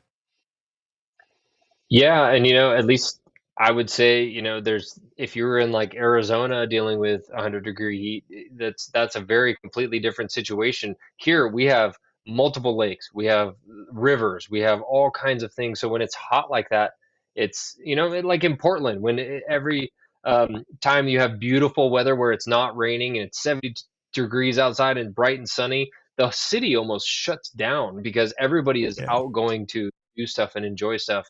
And I catch those feelings, like, heavy winter when there's a lot of rain. It's kind of feels like, okay, a lot of stuff is not happening. Everybody's kind of inside and taking shelter. And then during the summertime, everybody's just out at the water or doing stuff. There's taking off work early in the afternoon to go get out on the water and enjoy some of that outdoor activity that you can do in the summertime. One of my favorite things from moving from Southern California is in Southern California, there's very little seasons. The weather, the temperature changes a little bit, but it's pretty consistent every year, which most people love. They want consistency like that. Growing up in it, it became stale for me over time. I wanted to feel some change, and, Yeah. and Sacramento, and I purposely visited there in the dead of winter, and it really opened my eyes that this is too much of a swing for us. When we moved to this area, the Sacramento area, it was the perfect blend of experiencing some seasons but not being exposed to anything wild. And Yeah. that for me is just perfect. The other thing for me that I noticed also about Sacramento is that I lived in other areas. I lived LA, I lived in like San Francisco, Marin. I lived to a lot of spots. It was like some of these spots, like, the Bay Area or when I was in Los Angeles, I was close to everything, but I just didn't really take the time to enjoy any of that stuff because I always felt like I had to work, go, go, go, go, go, go, go. I never had the time to actually do this stuff. I feel in Sacramento because the pace is like a little bit slower, like I'm more geared towards being able to go on a bike ride, like in San Francisco, like I lived there. I was like, oh yeah, we're going to do this. We're going to do this. I mean, I never even went to Alcatraz. You know what I mean? It's just, you always felt like you had to work, pay the rent, go, go, go, go, go. And I think here in Sacramento, like, you really have that slower pace where you can kind of like just say, why don't we take a walk tonight?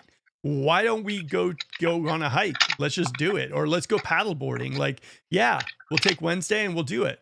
So I don't know, guys. I think the pace here in Sacramento is pretty good. And I think you're gonna enjoy the stuff that we have here. Like, it's really, really fun, and you're gonna enjoy it with your family, friends. You're gonna love it here. All right. Next one. Does Loomis have large lots and custom homes? Yeah. I mean, what do you think of Loomis in general? If 100%. someone asks you, okay, like, what do you think of Loomis? Like, what would that be to you? Absolutely love it. Absolutely love it. I mean, I think for me, as if I my persona, what I'm looking for as a buyer is I don't want to be in the heavy metro. I want to be just outside of it. I want to be that 20-minute drive outside of it where when I go home it feels very calm, very relaxed, larger lots, mature trees. That's kind of my experience now. And Okay. I feel like Loomis kind of gives that feeling where you kind of, if you know, if you're working in Roseville or you're working in Sacramento, you get out to that area. I absolutely love these kind of areas. I know they come with, higher fire insurance, larger lots, more maintenance, things like that. But for me personally, that's something I really kind of look for in a home. Have your own little kind of hidden sanctuary off the beaten path. So yeah, Loomis has a lot of large lots and custom homes. It's not everywhere. I would say a majority of it is, but yeah, there's pockets in Loomis if you want to be in Loomis but not have to pay for a huge custom home on acreage. You can still find that there, but I really love that area. I would say Loomis, I'd consider like Loomis, I would categorize it as a bougie farm. You know what I mean? Like, that's kind of how I look Hmm. at it. Like, Right, there are some amazing houses out there, and they're just all just like decked out, like wine cellars, private ponds. I mean, like, and they're just like, you think of it like, from people from the Bay Area, are like, Loomis, it looks like it's a bunch of farms and this and that. Not so much. Custom homes, big pieces of land, septic. So that's what you're going to have to deal with out there. Low fire insurance might be a little higher out there too, but it's really, really nice. I mean, the drive even out there is really, really nice. It's nice roads and everything too. Loomis is nice, but I would say, like, if you're looking specifically like somewhere like Loomis and somewhere like Grant Bay, I mean, you're not going to really, I mean, it's going to be hard to find. Yeah, I'm looking for a 1,700 square foot house in Loomis.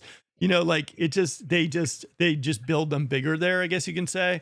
But I'd say like Loomis right. is like that. It's like a Hallmarkish kind of vibe to it.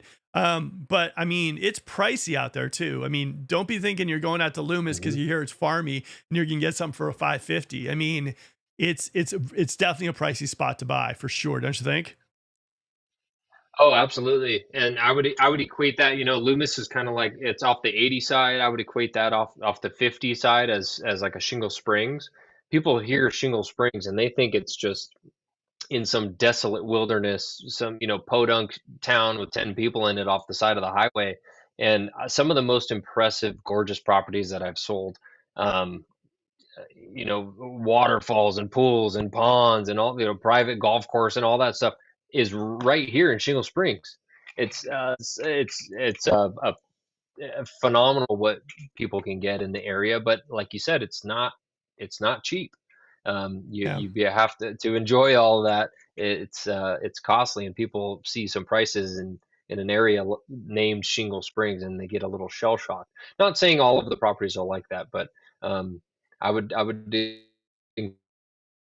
encourage people to go out and visit some of these places and drive through and see what you can get because it's really especially for people who may be living in the Bay Area, have a $1 million home or $2 million home that's 1,500 square feet with a tiny postage stamp lot. If you want something like on acreage or something larger or a 6,000 square foot home, you could probably sell that and move up here and accomplish that Yeah. without increasing your payment too much. Yeah, Loomis is interesting. Those houses out there too. There's, the Sheldon Estates in Elk Grove. Like, that kind of like has that kind of like same kind of like kind of. It's nice. Like I said, I would definitely check out these areas. And like I said, if you reach out to myself or Corey and you say this is what I'm looking for, like, you're looking for like a couple acres, you're looking for a nice house.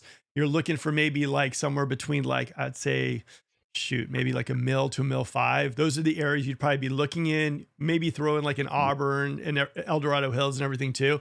There's some areas, but Yeah, I definitely would Colorado. check it out because all the different areas are going to give you a different vibe, different kind of like lifestyle feel to it. Like Auburn, completely different from Loomis.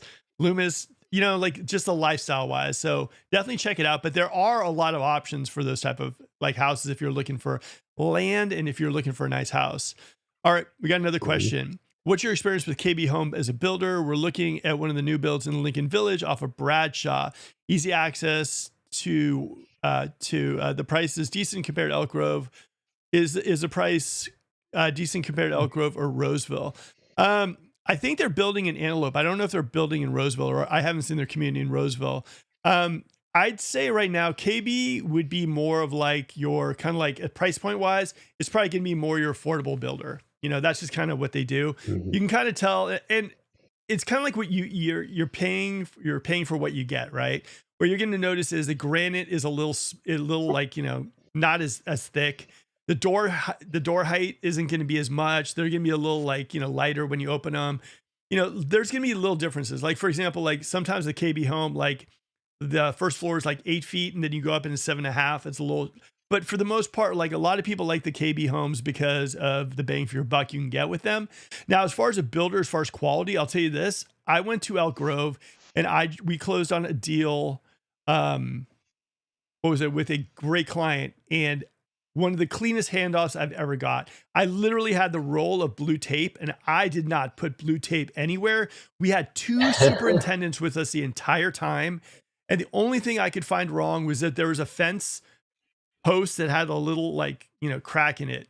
And I was like, this is just amazing. So that's the experience I've had with KB. But I would say, for the most part, like it's going to be more like you're going to get your more bang for your buck with KB than any other builder, I'd say. KB, maybe DR Horton. What do you think? Yeah, I'd agree with that.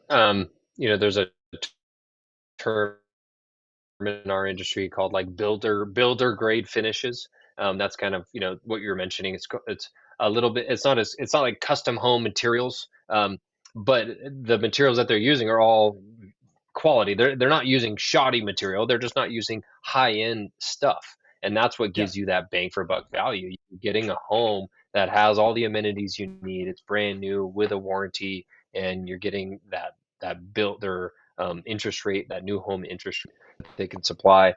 So yeah, I would say walk through a Taylor Morrison, walk through a KB. You'll immediately know the differences without having to say a word to each other. But the price point, if KB gets you in where you want to be, I would go for it, because you know those things are going to appreciate. And one thing I had thought of earlier, but I didn't mention, is if you're renting now, and you don't own a home currently, and you're looking at the market and deciding whether to wait or buy now, I would definitely take into account, and there's calculators online for this thing, like equity growth calculators. Where if you were to buy now, you're gonna keep in mind you're gonna gain all of that equity that you're gonna have by paying down that mortgage for a year, plus all the appreciation that the home has during that time. And so, you know, making a move now, especially if you're renting, investing in your own life, investing in a property, is going to get you far further than waiting to try to get a better price or a better interest rate or whatever that may be. If you're sitting on the sidelines, but now is a time for you to buy, you have the ability to buy now, then I would definitely look at what the cost of waiting is. That's kind Yeah. of an industry too, of the cost of waiting. So take a look at that, and there's calculators online, or we can run those numbers for you.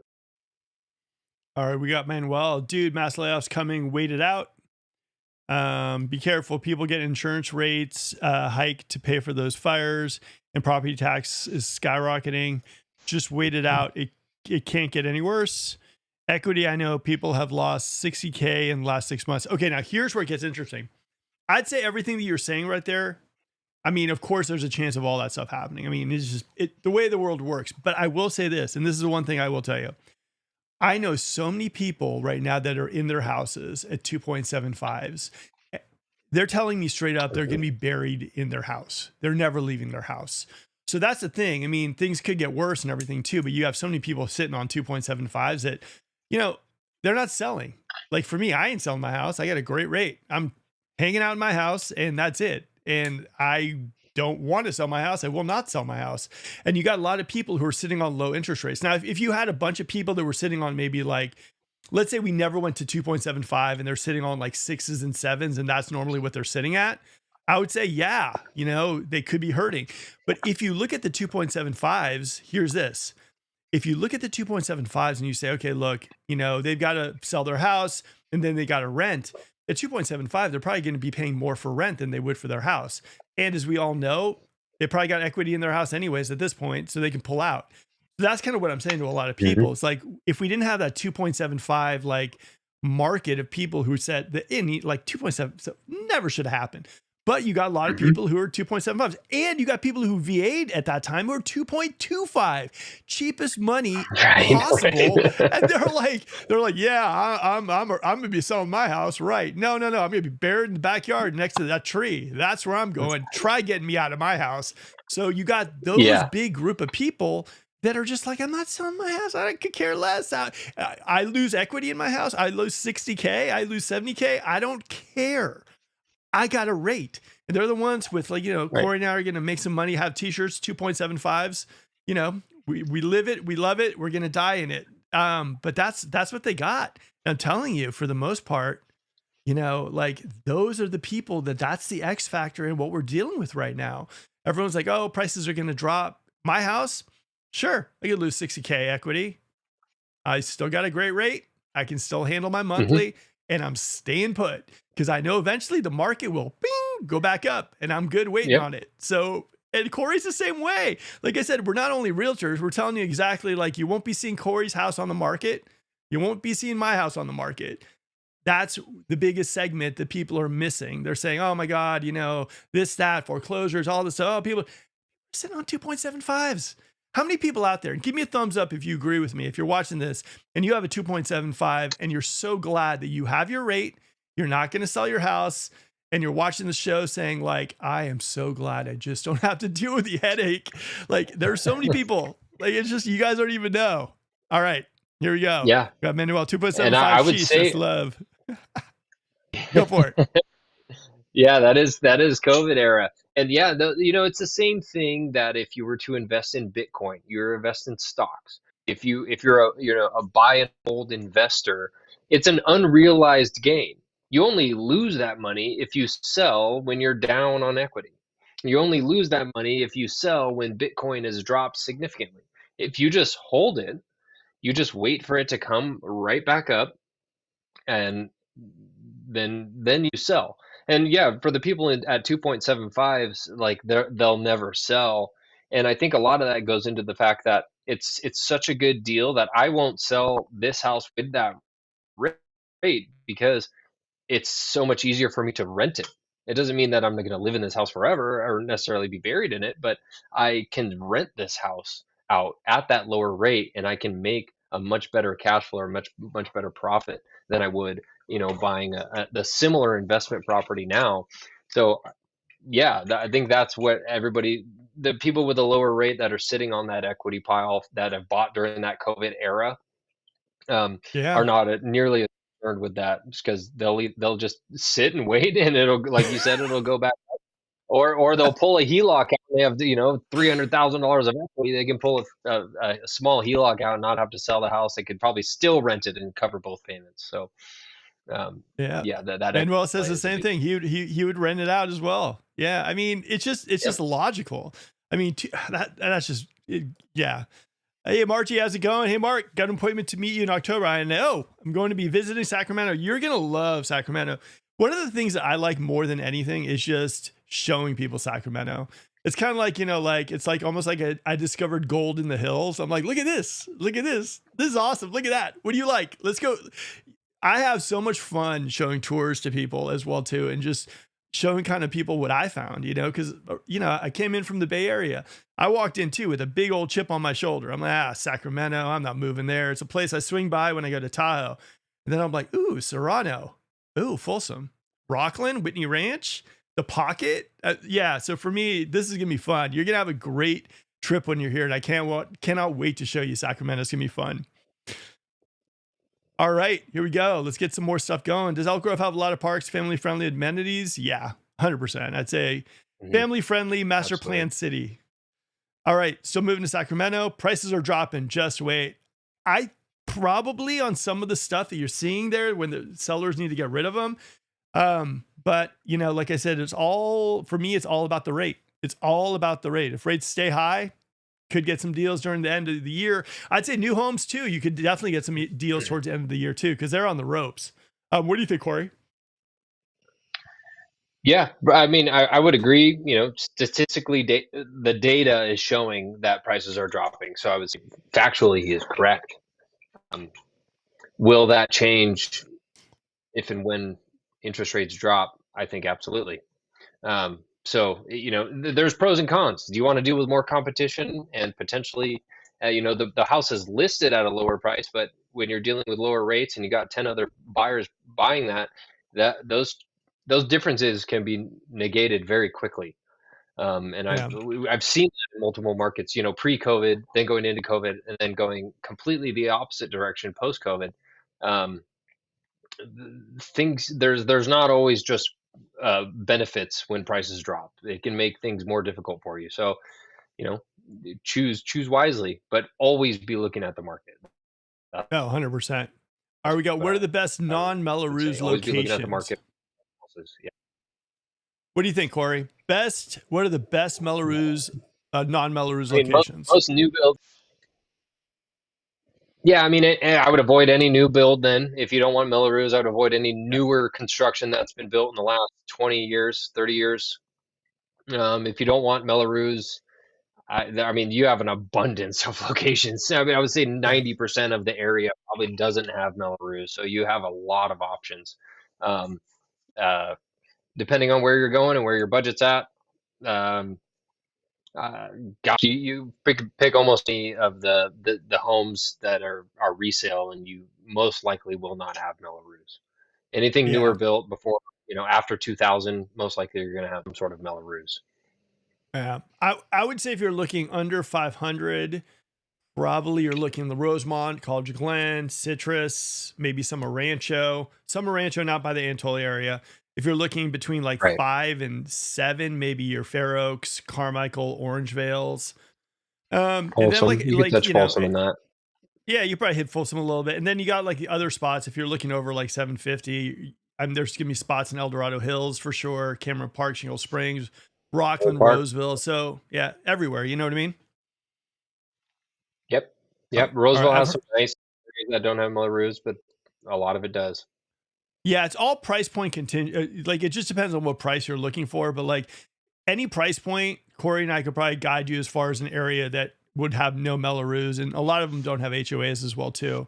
Like Curro Downs, like I mentioned before, like hard to get in there, maybe under 850, gorgeous spot, no Melrose, no HOA. So there's spots, believe me. All right, I've heard HOAs have no Melrose. Is that a myth? Please, thank you. Total myth. We need a buzzer. Myth buster. Yeah. Yeah, total myth. Most that have Melrose will have some sort of HOA, but yeah, that's a myth. Yeah. All right, let's get to some more questions and then we'll send you guys home for the night. And guys, if you guys are enjoying the broadcast, please smash that like button. We've gone 2 hours for you guys. So come on, give us some love. Thank you. Appreciate it. All right.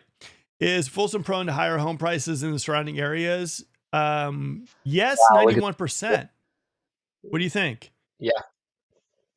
Here's the thing. Yeah, though. I think there's a lot to be. Except for its neighbor up north. Yep. Yeah. El Dorado Hills is even higher than Folsom. I think it's what you're getting with purchasing in that area. You have stronger school districts. You have more community vibe. You're further out of some of the trafficy. I mean, Folsom's getting traffickier now with all the new home buildings, but when you're further pulled out of kind of the central Sacramento area, um, I think people really desire to be just adjacent to it, is what I'm seeing with a lot of my buyers, and so I think that drives those prices up. I have a theory. Okay, this is an interesting one. I think that because El Dorado Hills has some new home building, but not to the extent of Folsom Ranch, right?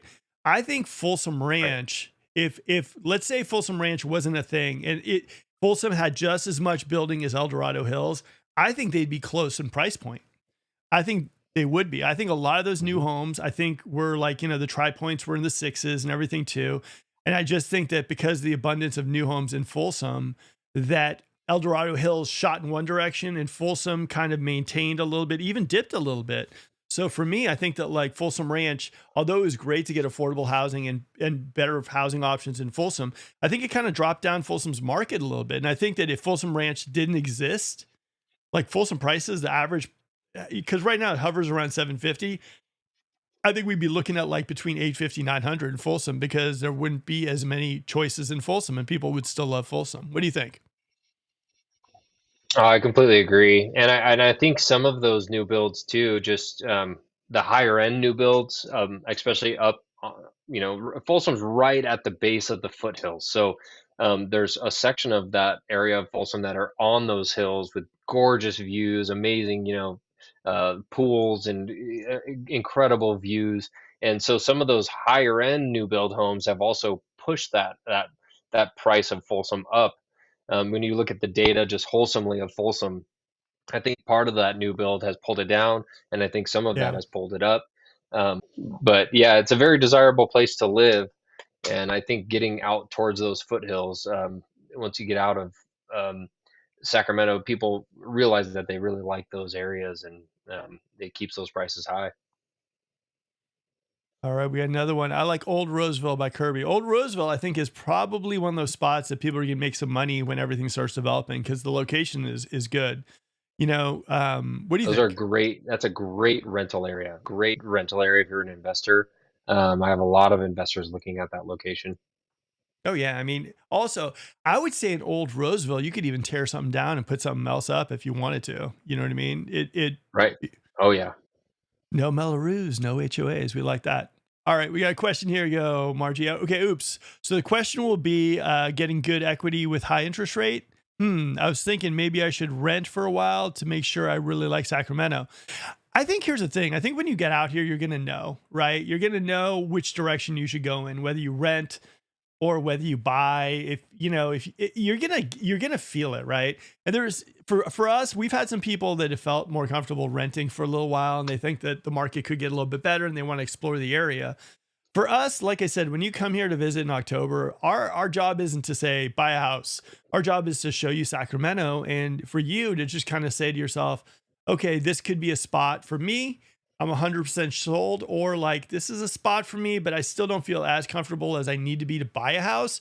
Let me rent for a little bit and let me feel out the area. And during the time you're renting, we'll work with you and show you spots and everything too. And we'll take tours and you'll ask us questions. And then when you feel comfortable about buying, then you buy. But that's going to completely be up to you. Like I said, we're never like, and I'd say maybe we're on the opposite spectrum. Like we almost like, try telling people that like you should wait for that perfect house, like we're not like the Right. hardcore, like there's so many realtors out there, people see a house on Zillow, they'll show them one house and then they're like, okay, so what do you think? Are we writing up an offer? Are we good? Let's do this. We're kind of like, we're Yeah. kind of like, well, what else do you want to see? Like if you're coming up for one house, let's go see a bunch of houses. Oh, you like Rockland? Have you checked out Folsom, Roseville? Have you even maybe Lincoln? Is it Lincoln too far for you? So for us, all we do is give you education. We just answer all your questions, show you stuff that's going to make you feel a little bit more comfortable about Sacramento. And then for you, it's about figuring out if Sacramento is a spot for you. And if it is a spot for you, what area in Sacramento is the right spot for you? And like I said, guys, I don't know, maybe it's because we're all Amazon shoppers or whatnot, but we see houses on Zillow and it's almost like, okay, I want this. I want this today. Oh, what 2-day service? No, we're good. We want it today. Guys, I'm going to tell you the best advice I can give anyone looking for a house: know what they want, get educated on the area, and just really, really focus in on the idea that this is a serious purchase.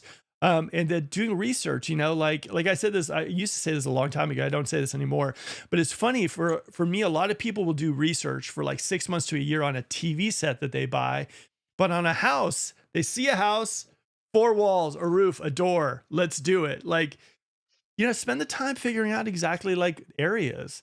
I mean, this is part of the fun. This is a place that you're going to have memories, your house, your family, your friends. This isn't a place that you want to think to yourself, I'm here in 2 years, I'm going to make another move the second you move in. Like, we want to find you that perfect spot. Right, Corey?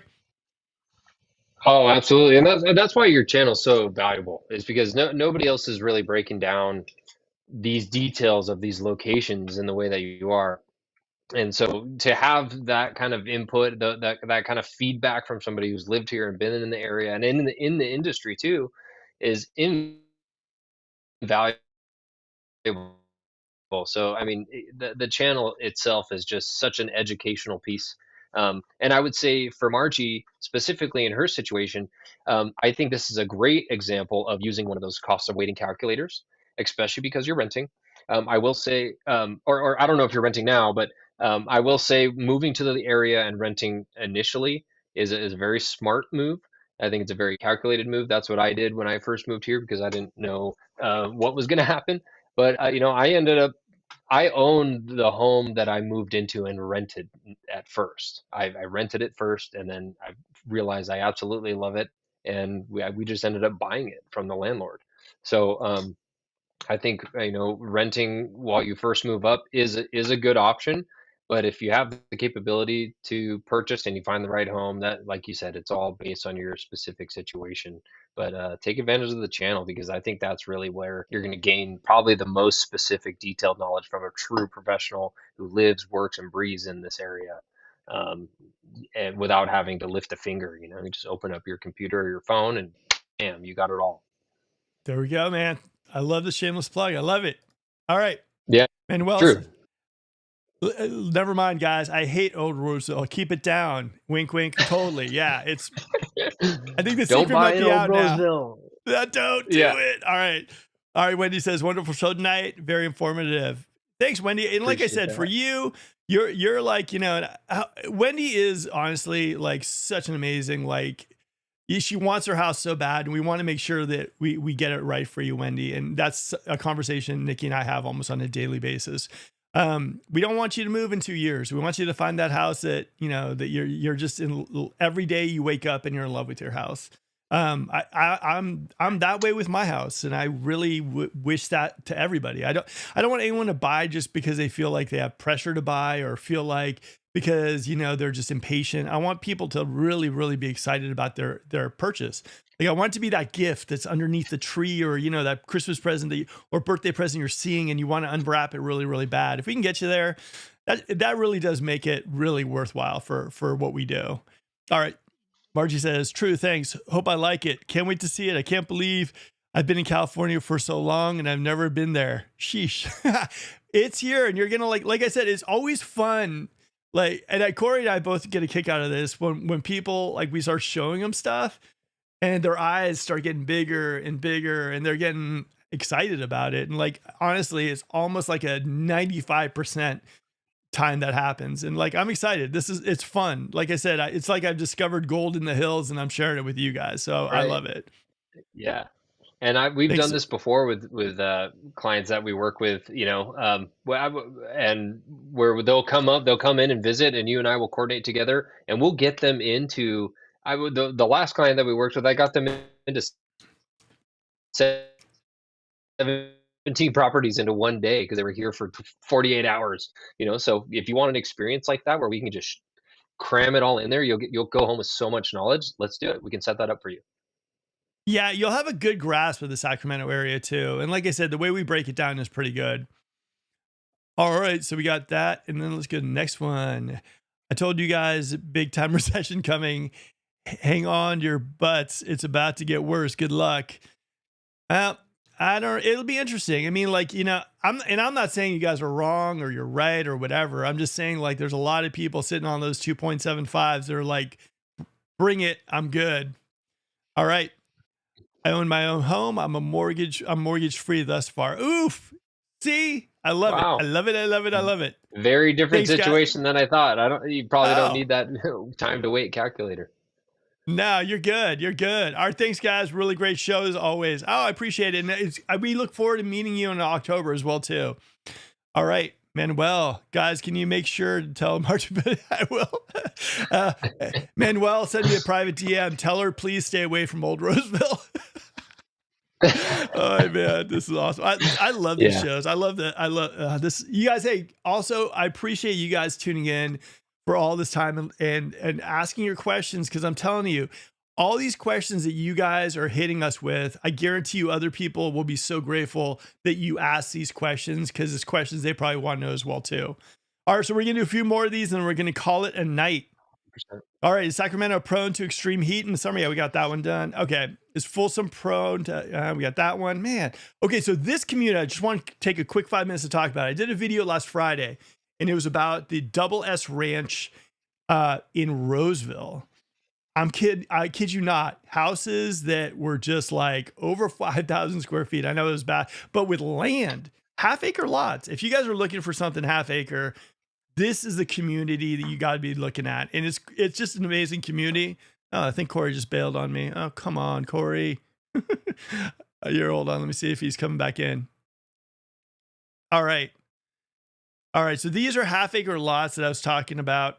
And like I said, really, really great houses and everything too. So I don't know. I think you guys should definitely check those out. And they were good houses that I looked at. Now, the trick about these houses, and like I said, I'm going to be doing more videos and more tours.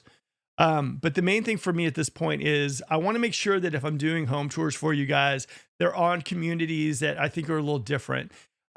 These houses, for the most part, I'd never seen a community like this in the Sacramento area. They're half-acre lots, single-story homes by Anthem.